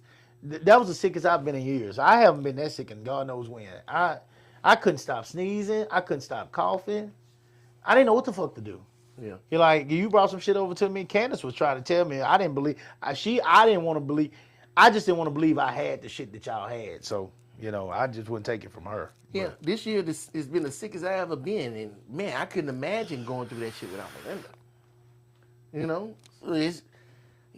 But I can't imagine because I had to go through it before. You hadn't said nothing about it. I didn't know you was this sick this year. No, not sick far as like going to the hospital. Okay. Just sick and down. Well, because I don't ever let that shit stop me. Yeah. I'll be sick and then still come over here. Iron Man. God damn. But Melinda said, maybe you should call Coop. Tell him you're not coming. I said, nah. I'm going to shake it off. I'm going to get over it. We in that now. We back now, shit. Track is over. We in that thing now. Yeah. It's just track season. I'll be dead, man. But yeah, I remember going through it and sitting in that house by myself. Yeah. I ain't got nobody to go. I mean, Melinda, you need me to go to the store for you? I go get you some medicine. Come back with all sorts of stuff. Here, bringing me just somebody bringing you water when you're down and out in the bed.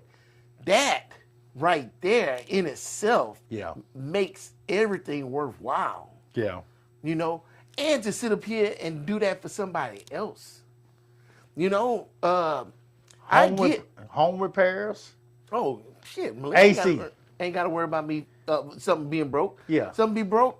I'll take care of it. She like, damn, you know how to do that too. And it's like, it's cool because I feel fulfillment out of it because she sees it and she's amazed that I can do it, and she's happy because the shit's done. Yeah, when you by yourself, you just keep looking at that broke ass shit sitting over there. One day I'm gonna get over there and do something about that shit. You ain't got no motivation to do it. Yeah. Ain't nobody really reminding you about it or getting on you about it. You just and then company come over, that broke ass shit still sitting there. Sitting over there, goddamn. Wasn't that broke the last time I came? Yeah, exactly. Ain't nobody asked you that shit. Mind your business. But it's so easy. All you got to, would you put that shit down? Ain't nobody told you to mess with that shit. Yeah. Do I come over there and fuck with shit when I go to your house? Yeah. Like, you start getting mad. Yeah. I get it. Yeah. But yeah, I'm glad I ain't got to worry about that now. Because now I want shit to look nice. Yeah. Without Melinda even saying anything. Now, I ain't going to lie. I'm getting tired. Coop, my grass is out of control. And I'm like, oh man, I need to get out there and cut that grass. And I look at that grass, I'm like, and then that heat hit me. I'm like, I can't get out here and fuck with that grass. I'm sorry. I can't even get out there at midnight and cut that grass. It's too damn hot. I gave up on that grass a long time ago. I got my Mexicana friend, and boy, they be over here faithfully every 2 weeks. And they take care of their business. They handle their business. I gave up on that. I need to get out there and wash them cars, but I'm just like, I'm too old, fat, and lazy now. Gave up on that too. I go through that car wash. I get out and do them ties and do the inside. But shit, man, look, man. Oh, that, no, No, ain't got nobody got time for I that. ain't got no time for that. I work so I can pay for that. I pay that little $20 a ride through that thing and get it clean. I ain't got time for this shit no more, man. Back when I was out hunting. Oh man, I spent 2 hours on that car. Oh man. Yeah, different motivation. Different motivation. I'm coming home to the same woman now. She already at the house. I ain't gotta go out there and hunt no more. So ain't no use in that. Keep it clean so I ride in a nice clean vehicle. That's it. That's it. Shifting social circles, coupled up friends. Peers are often deeply consumed by marriages, family life, and teenage children. Yeah. Peers are often deeply consumed by marriages, family life, and teenage children. You know what that means? That your old single ass ain't gonna have no old single ass friends with you because most of the old ass people are already in marriages. So all Gotcha. your friends that you had before, they still couples, and you, man. Let me tell you something, Coop. Let me tell you something. When I was in my 40s, everybody I knew, all my friends was married. Wow. So you go over there, you always the third wheel, the fifth wheel, the seventh wheel, and you like, oh, and then you get your little girlfriend, you bring them over there, and then the girlfriend see all of these married couples and everything. Ooh, you got me around. I really like your friends. And it's like, hey, you haven't even made the cut yet. What you talking about? Don't be getting too friendly. And then your friends be getting too friendly with the girlfriend. Oh yeah, they gonna ask all kind of questions They about start her. exchanging numbers. Hold on, you Who moving is too this woman fast. do right is with? Oh shit. You moving too fast. Girl, we can get with you. We can go shopping. Then they Let's go. start falling in love with him and stuff. Uh-oh. And then next week I ain't with him no more. And then, Then we well, start what all happened to over. what's her name? I told you don't fall in love with her. Yep. I got told you. You did that to yourself. You're supposed to be vetting these women, not falling in love with them. Right. But- Yeah, that. My whole 40s was sitting up there, being around a bunch of coupled up people. There ain't no single. Look at the old next one, people. dude. Right, as you saying that social isolation. Yeah. You may face fewer invitations to dinner parties or group vacations tailored for couples. Yeah. You sitting up there, they all booed up, and you sitting over there just. So what y'all up to this weekend? Shut up, dude. Right now, I'm over here with my woman. Who wants to be that dude? Nobody. But I will say this. I feel older women have more single friends because there's more older women that's single than men. Totally agree. Because this Totally is what I notice. Every time we have a party, Melinda will say the same thing to me. You should invite some of your single friends. I'm like, baby, I ain't got no single friends. Yeah. I don't even know single men at work. Right. Like, Why would they want to hang with my ass? and if they are single, they in their 20s or early 30s. Right. And these old cougars Yeah. want these little dudes. Like, what am I supposed to do? They might want I'm just going to serve them up on a platter. Here you go. Yeah. Yeah. This little dude coming here looking like a damn punk child. Yeah. Them cougars are laying on him. They're laying on him. You know what I'm saying? Have him running back home to his mama. Yeah. I couldn't hang with. Or he might lay it on them. Well, it's a possibility. It's a possibility. Stella didn't got have a groove whole- back. Oh yeah. That That was happens. in Jamaica too. That happens. I didn't have single dudes to hang out with that was my age. Right. But you go anywhere. Go to the club. Go to a restaurant. Go somewhere where there's some black women at, and there's a group of them. Well, none of my friends, all my friends are pretty much married too, and your and their friends. wives, because I hang with good dudes. So I mean, good dudes are They typically all going to be married. married. Yeah. You women ain't gonna leave them out there. So their wives, but if I'm all of a sudden single, your woman probably ain't gonna feel comfortable with me coming out to get you all the time because she know my mindset is probably different than yours. Well, that's a possibility, but she ain't gonna want you to come over there, period, because you're gonna have way more time on your hands, and you're gonna be in his face a lot, and he ain't got time for it. The amount of time that you hang with your friends Right. is the perfect amount of time. Right. You can hang with them, but man, I gotta go. My wife is at the house. Yeah. And so, let's say that's 30 minutes. Right. You single, you be wanting to stay over there for 2-3 hours. Oh, let's watch the game. Let's drink some beers. What you up to? And she be like, you need to cut that nigga off. It ain't too. No, well, now, let me say this. Now, let me say this. And to all the men that ain't married, I don't want you to think it's that bad. My wife be looking to get rid of my black ass sometime. So. But you ain't gonna stay. Hell no. See, no, that's no. the Oh no, difference. she'll call him. Hey now, it's time to come on. But but she be looking to get rid of me sometime because my wife likes her a little alone time and she gonna be on the phone with her mom and them and they gonna be gossiping and talking about a whole bunch of shit, whatever. Yeah. So she likes her little alone time and Candace likes to walk around in her little moo and be at peace. She likes to light her candles and But it's different between some time alone and all you got is time alone. No doubt. Because after that, you just be chomping at the bit like, man, I need to go. I need to talk to somebody. I'm going stir crazy in here. Oh, here go another one. I think you talked to me about this one before, do right. The difficulty with, just finding ways at an older age maybe to date. Dwindling dating pool. Is that hard or not? Is that a big like deal? I said, the local dating market is smaller, often featuring people with complex baggage or unresolved divorces. I would say that dating pool is small for older women Small for compared older. to older. Explain that. Well, men have less requirements. Uh-oh. Make third down more manageable. Uh-oh. Men don't have a problem with dating younger or older. They'll go either way up the scale. You know what I'm saying? Or men don't give a shit if you're broke or if you're wealthy. If you're single right now, what's the youngest you're willing to go dating? Oh, damn. I would say the youngest I would be willing to go. Like, what number would you hear and just say, nah, I can't do that. It's too young. Oh, no. My cutoff would be 37. 37. That would be my cutoff. Next year to be 38.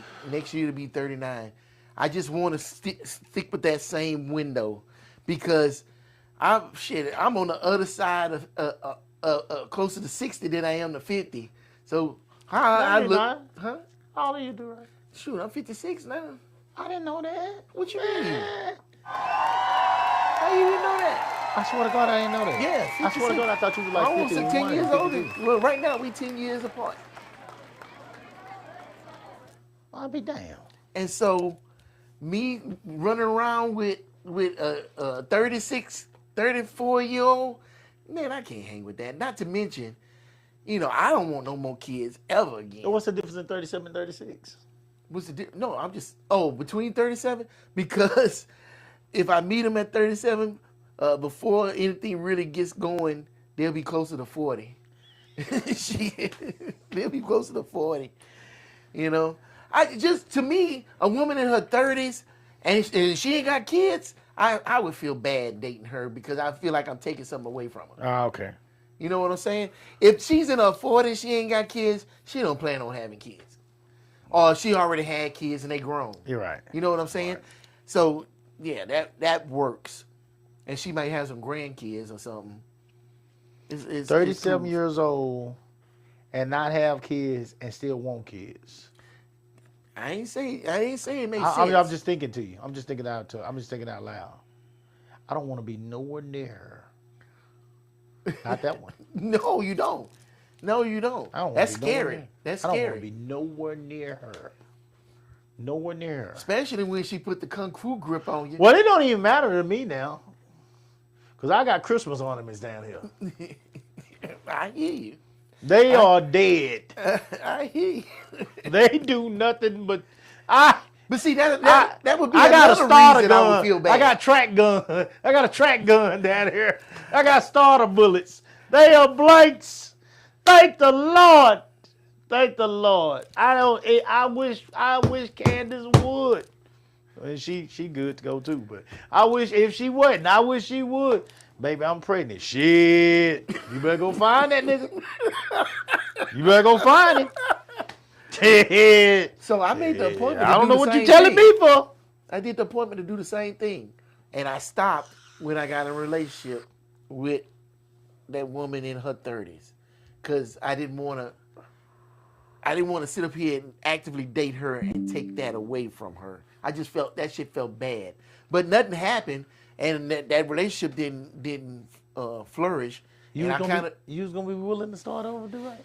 I have to be willing. If I'm, dude, I was actively trying to find somebody, so I have to sit up here and put myself in a situation to compromise. Okay. Okay. That calls for a drink. Yeah. So yeah, I did put myself in that situation. Okay. I can tell you now. I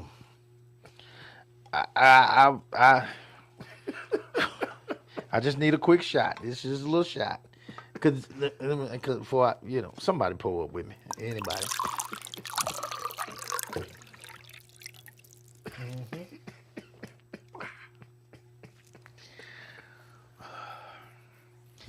If there ever was a possibility of you being with me and thinking that was going to be the case, I am glad that you never got with me, because more than your heart was going to get hurt. Shit. Your feelings, your heart, your goddamn soul. When I finished telling you what I was going to say, that's why, and maybe you know what, and no, without joking, that's probably why I just never have been into I've never been into younger women, because the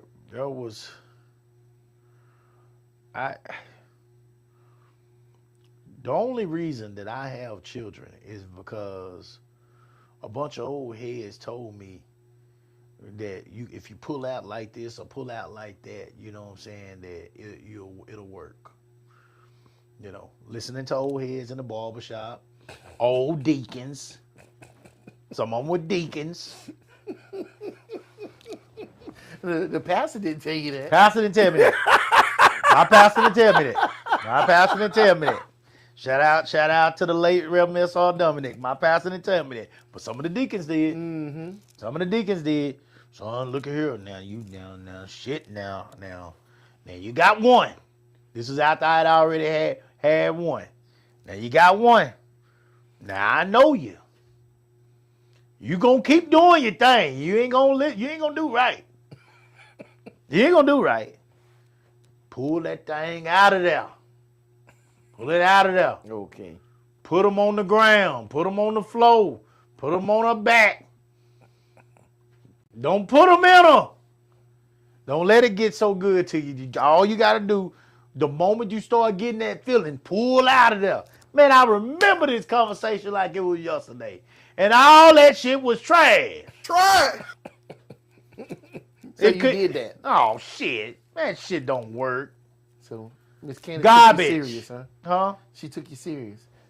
Oh, well. You was poking fun at her and she took you serious. She just took me. She just took me. She got into the moment. You did all of that and it didn't even matter. Wasn't paying no attention. Don't pay no attention. I fucked my baby up. She was in law school. Doing good. And I got her pregnant. She had to come back home. I fucked up, man. Shit, man. It is what it is, man. But if she went another angle and she still ended up getting her master's and going that way. So, shout out to Candace. Some people know how to make it happen regardless. One more, guys. One more. Long-term emotional toll. Compounded loneliness. Coming home to an empty house can feel isolating during holidays or stressful seasons. Holidays are brutal. I've talked to people. I've had single friends that were having a very difficult time during holidays. I've had single female friends that that Valentine's and shit like that, it really gets to them. It gets to them to not get presents, gifts during Christmas. Somebody celebrate Christmas with. No default partner. You lack a consistent person to share small daily victories. We talked about that earlier. Small daily victories. If you did good, had a great day at work, got a promotion, something went well. Daily victories, rants, or spontaneous thoughts. I'm sure it was great to share doing Rhythm and Rise. Oh, for Melinda being there, that shit was amazing. Yes. I couldn't even imagine her not being there. There you go. Age and anxiety, worries about who will care for you. This is the one I always talk about. Somebody to wipe your ass. Somebody to wipe your ass. That's the one. When you can't get up and wipe your ass one day, one of these days your body lock up and you literally can't wipe your ass. Somebody to help you. Somebody simply to help you to the bed. You know what I'm saying? If your knee give out on you. I mean, it could be basic shit. Your legs swell up. You start getting cankles, you know what I'm saying? Because your arteries ain't quite flowing the way they're supposed to. I mean, this shit happens with us. Black people, it's in us. It happens. So, I mean, we ain't typically taking care of ourselves sometimes. Sometimes that shit starts to, the blood ain't flowing right. Yeah, that's a major problem. Somebody to help you out during those times. Somebody to take your temperature. When you feeling like you got a 105 or 104 or whatever, I mean, that little things like that. Somebody to go make you some tea. Simple things, the little simple things. And I said earlier, it don't always have to be major. You can take care of yourself till you can't take care of yourself. Right. And when you can't, I mean, that single life and you being so independent and all that, it starts to feel a little different. I know that it's going to start to feel a little different the older we get. I said 40 on here. At 40, most of us are still more than capable of taking care of ourselves, barring some kind of injury or incidents or something like that have left us in a difficult situation. Most of us are still capable of taking care of ourselves, but are you still going to be talking that way when we are at that 65 range? If the Lord if the Lord bless us to see that, are you still going to be talking that way? Are you still going to be talking that way when we're 70? It gets a little different, and you want to share life at some point with somebody, I would think. God damn, dude, coming home to TV and a dog, kind of gets old at some point. Yeah, she nags, but at least she's there. Yeah. And it feels good to have somebody to come home to. I can honestly say that. It feels good to have. I look forward to coming home to my wife. I look forward to my wife coming home to me. I was cooking tonight, for my wife to have something to eat when she gets home. And that's. I'm happy to be out of track right now so I can do those kind of things, to get back to the family and doing the family things, cooking a meal, us sitting down and having a meal together, and stuff like that. I mean, those are traditional things that I still believe in that I want to be able to do sometime here and there, almost done, guys. Words about let me finish that that age and anxiety though. It says words about who will care for you or make medical decisions in your later years becomes more prominent. Who will make medical decisions. That's important, guys. That's fuck around and get with the wrong one. They got you going on that machine and you got shot. That motherfucker being told, take him off. Take him off that machine. Because she know the goddamn, you got her down as a beneficiary. Just saying. If you are weighing these factors, let me know. Are you trying to safeguard your future against specific risks like solo aging or financial strain? Are you looking for ways to build a stronger community to combat isolation? Those are some questions that came up at the end of this.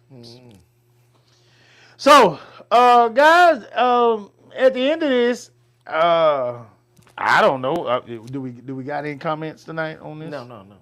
Okay. So at the end of this, guys, I don't know if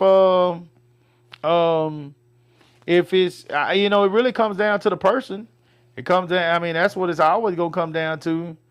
Um, it comes down to the person that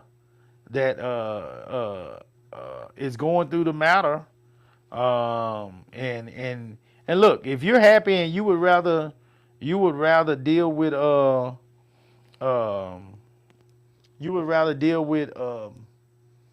person or not deal with a person, and you would rather just live your life peacefully alone, I respect that. I know that a lot of people, I've heard a lot of people, me myself, I can damn near tell you if I was to get a divorce, man, I'm not going through this shit again.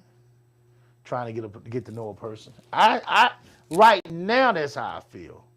I can't see it. I've put too much effort and work into getting to know Candace, adjusting with her life journey and everything that she's going through, and being patient through it, and trying to figure out how I can help her to be whole, how I can fill in some of them gaps that she has.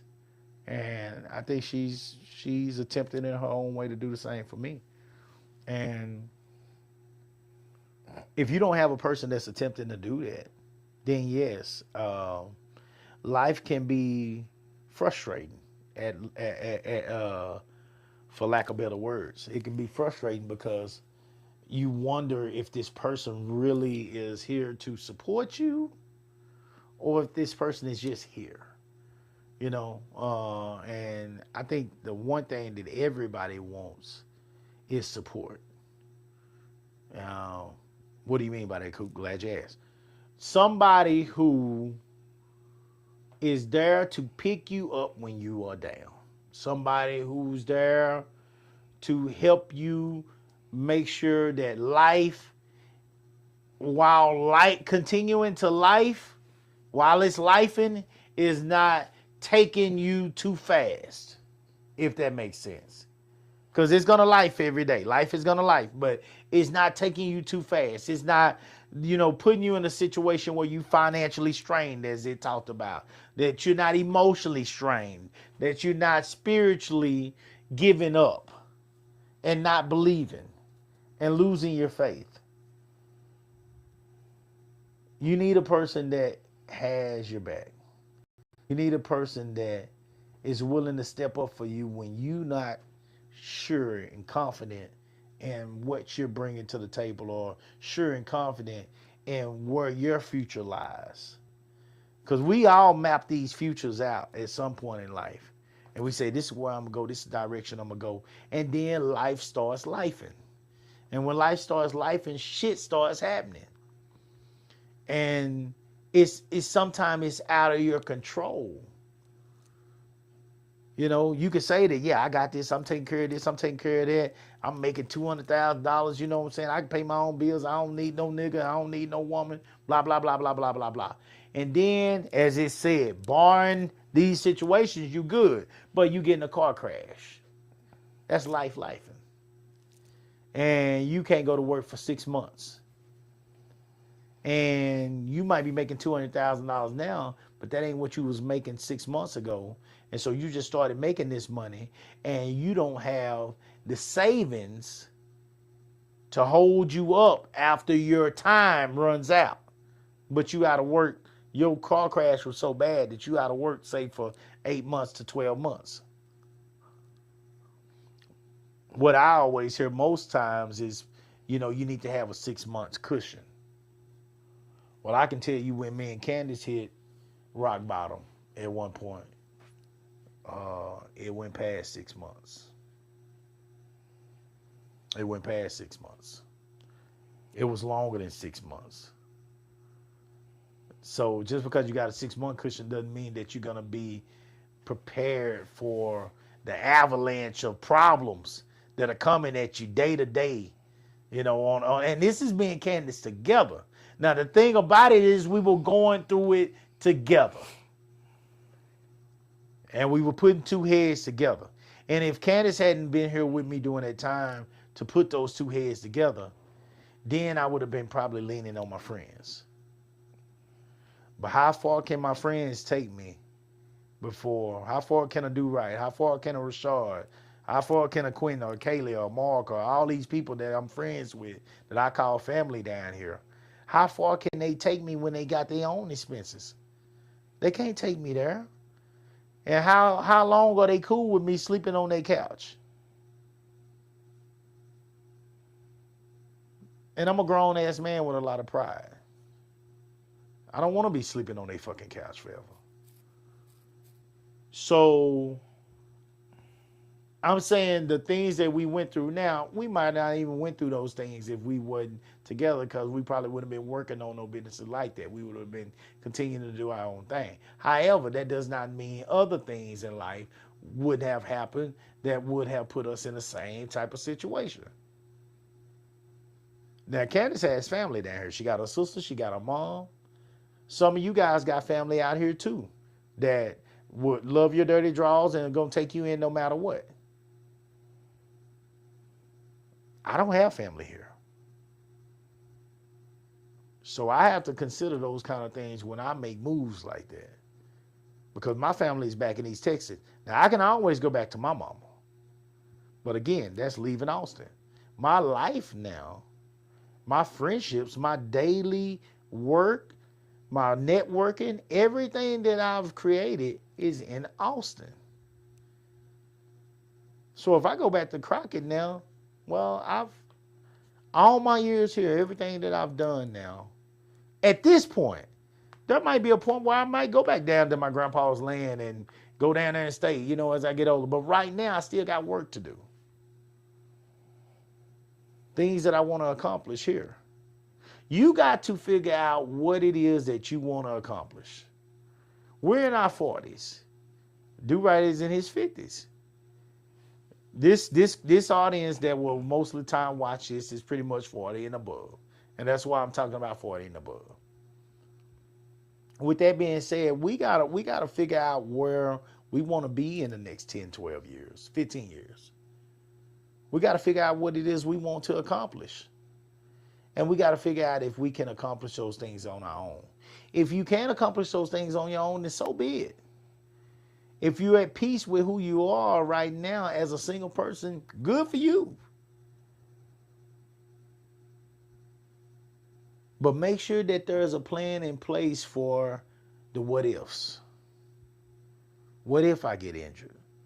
What if something goes bad with my finances right now? Am I prepared for, taking care of these things if everything started to bottom up?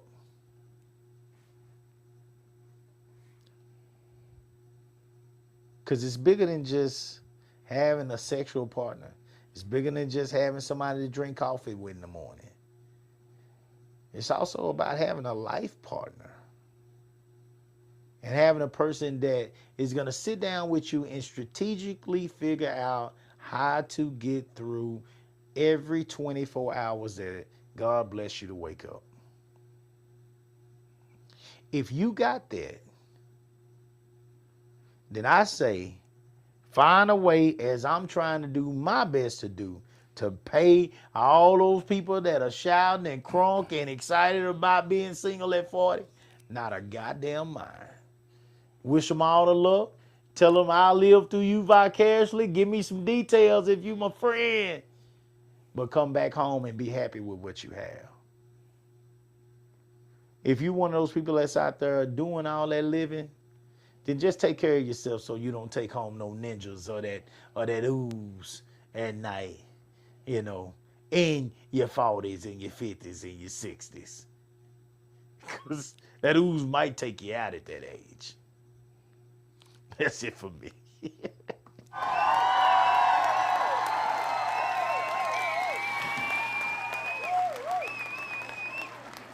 Do-Right, take us on. I ain't got much to say. Sure you do. You single in your 40s, you may think it's great, but you really know that shit sucks. That shit sucks. You put on a good face. Child, yeah, I had a good time. Quit lying. You see them people out. You see them out, and they look happy, but they miserable inside. You don't believe him, do Oh, right? hell no. They lying. They lying. Because you think about what they basing it on. They basing it on a bad relationship they had when they was young. And they sitting up here being single when they older. And you basing it on poor information. I'm happy. How you know you happy? You ain't never been in a good relationship. You ain't been in a mature relationship. You haven't been in a stable relationship. So how the fuck you know? You lying. And the first person you lying to is yourself. Are you lying or you just ignorant? You lying. Cause you know, cause you see your other friends that's married up and they ain't happy and shit. And you like, and you trying to convince them, you know you ain't happy with him. I don't know why you still with him. You see how he be doing you. And your girlfriend be like, girl, don't be coming over here saying shit like that, trying to ruin my damn marriage. Yeah, you see it. You see what a strong, happy relationship is. But no, your ass, your middle name is Misery and your ass want company. No, you lying. You ain't happy. That's something you tell yourself. You force yourself to go out. You force yourself to go to these places you really don't want to go to. You rather be up at the house, hugged up under your man and shit. Or let's keep it real. I don't know that many single men in their 40s. I don't know a whole bunch. And if they do, here's the voice, he gonna have a girlfriend really quick. Those dudes gonna be snatched up. If his worth is salt, he gonna be snatched up quick. And most of the men we know are worth their salt. Yeah, you know what I'm saying? Yeah. I mean, I get. I've heard that it ain't that hard out of there right now. I've heard it. No, It's a lot. it's not. It's already double the women to men. Right. I've And heard if it. there's so many I've been women told. that's single in their 40s, yeah. Boy, a dude in his 60s be killing it right now. Killing it. Make third down more manageable. Yes! Here we go! You seen the foxes, the men, the Against foxes. CD Lamb this time. CD all Lamb's grayed up, Boy, looking they say- sharp and shit. Boy, they say them girls be after them foxes, boy. I'm like, hey man. And then why they after them if they so goddamn happy? Good question. Good question. No, I'm gonna tell you when they happy. They happy when you put on them where them ballers at, what was that new song? Where the scammers at? Yeah, they happy Spin that- then. And yes, Spin that shit. they can dance. Spin that They can shit. pop them They them can- fans and Oh, shit. boy, Yeah, they happy. can shake. They They happy to can do that. shake, boy. They ready to shake. But you know what? That Honey Badger Entertainment gonna take care of them too. We gonna have them At shaking. the end of the night, they gotta At the get end in of- that car And fuck and they with gotta that drive rose. home Fuck with that rose. and they gotta get in that cold ass bed with that and they gotta eat rose. them leftovers and that freaking stale ass wine. You know what I'm saying? And they did that, they beat tired because they worked all day and they went out there popping them fans when really all they wanted to do was sit in that bed and curl up and watch a movie. Watch a movie with that man. You know what I'm saying? Yeah. Yeah. Like, why? Yeah. Why are you lying? Yeah. Yeah. No, you want to live the soft life. You don't want to sit up here and live this hard life. Everything falls on you and every fucking thing else. Who wants that? Yeah. You don't want to sit up there and have to get up there and change them light bulbs. You know you ain't getting up there changing that battery in that damn fire alarm.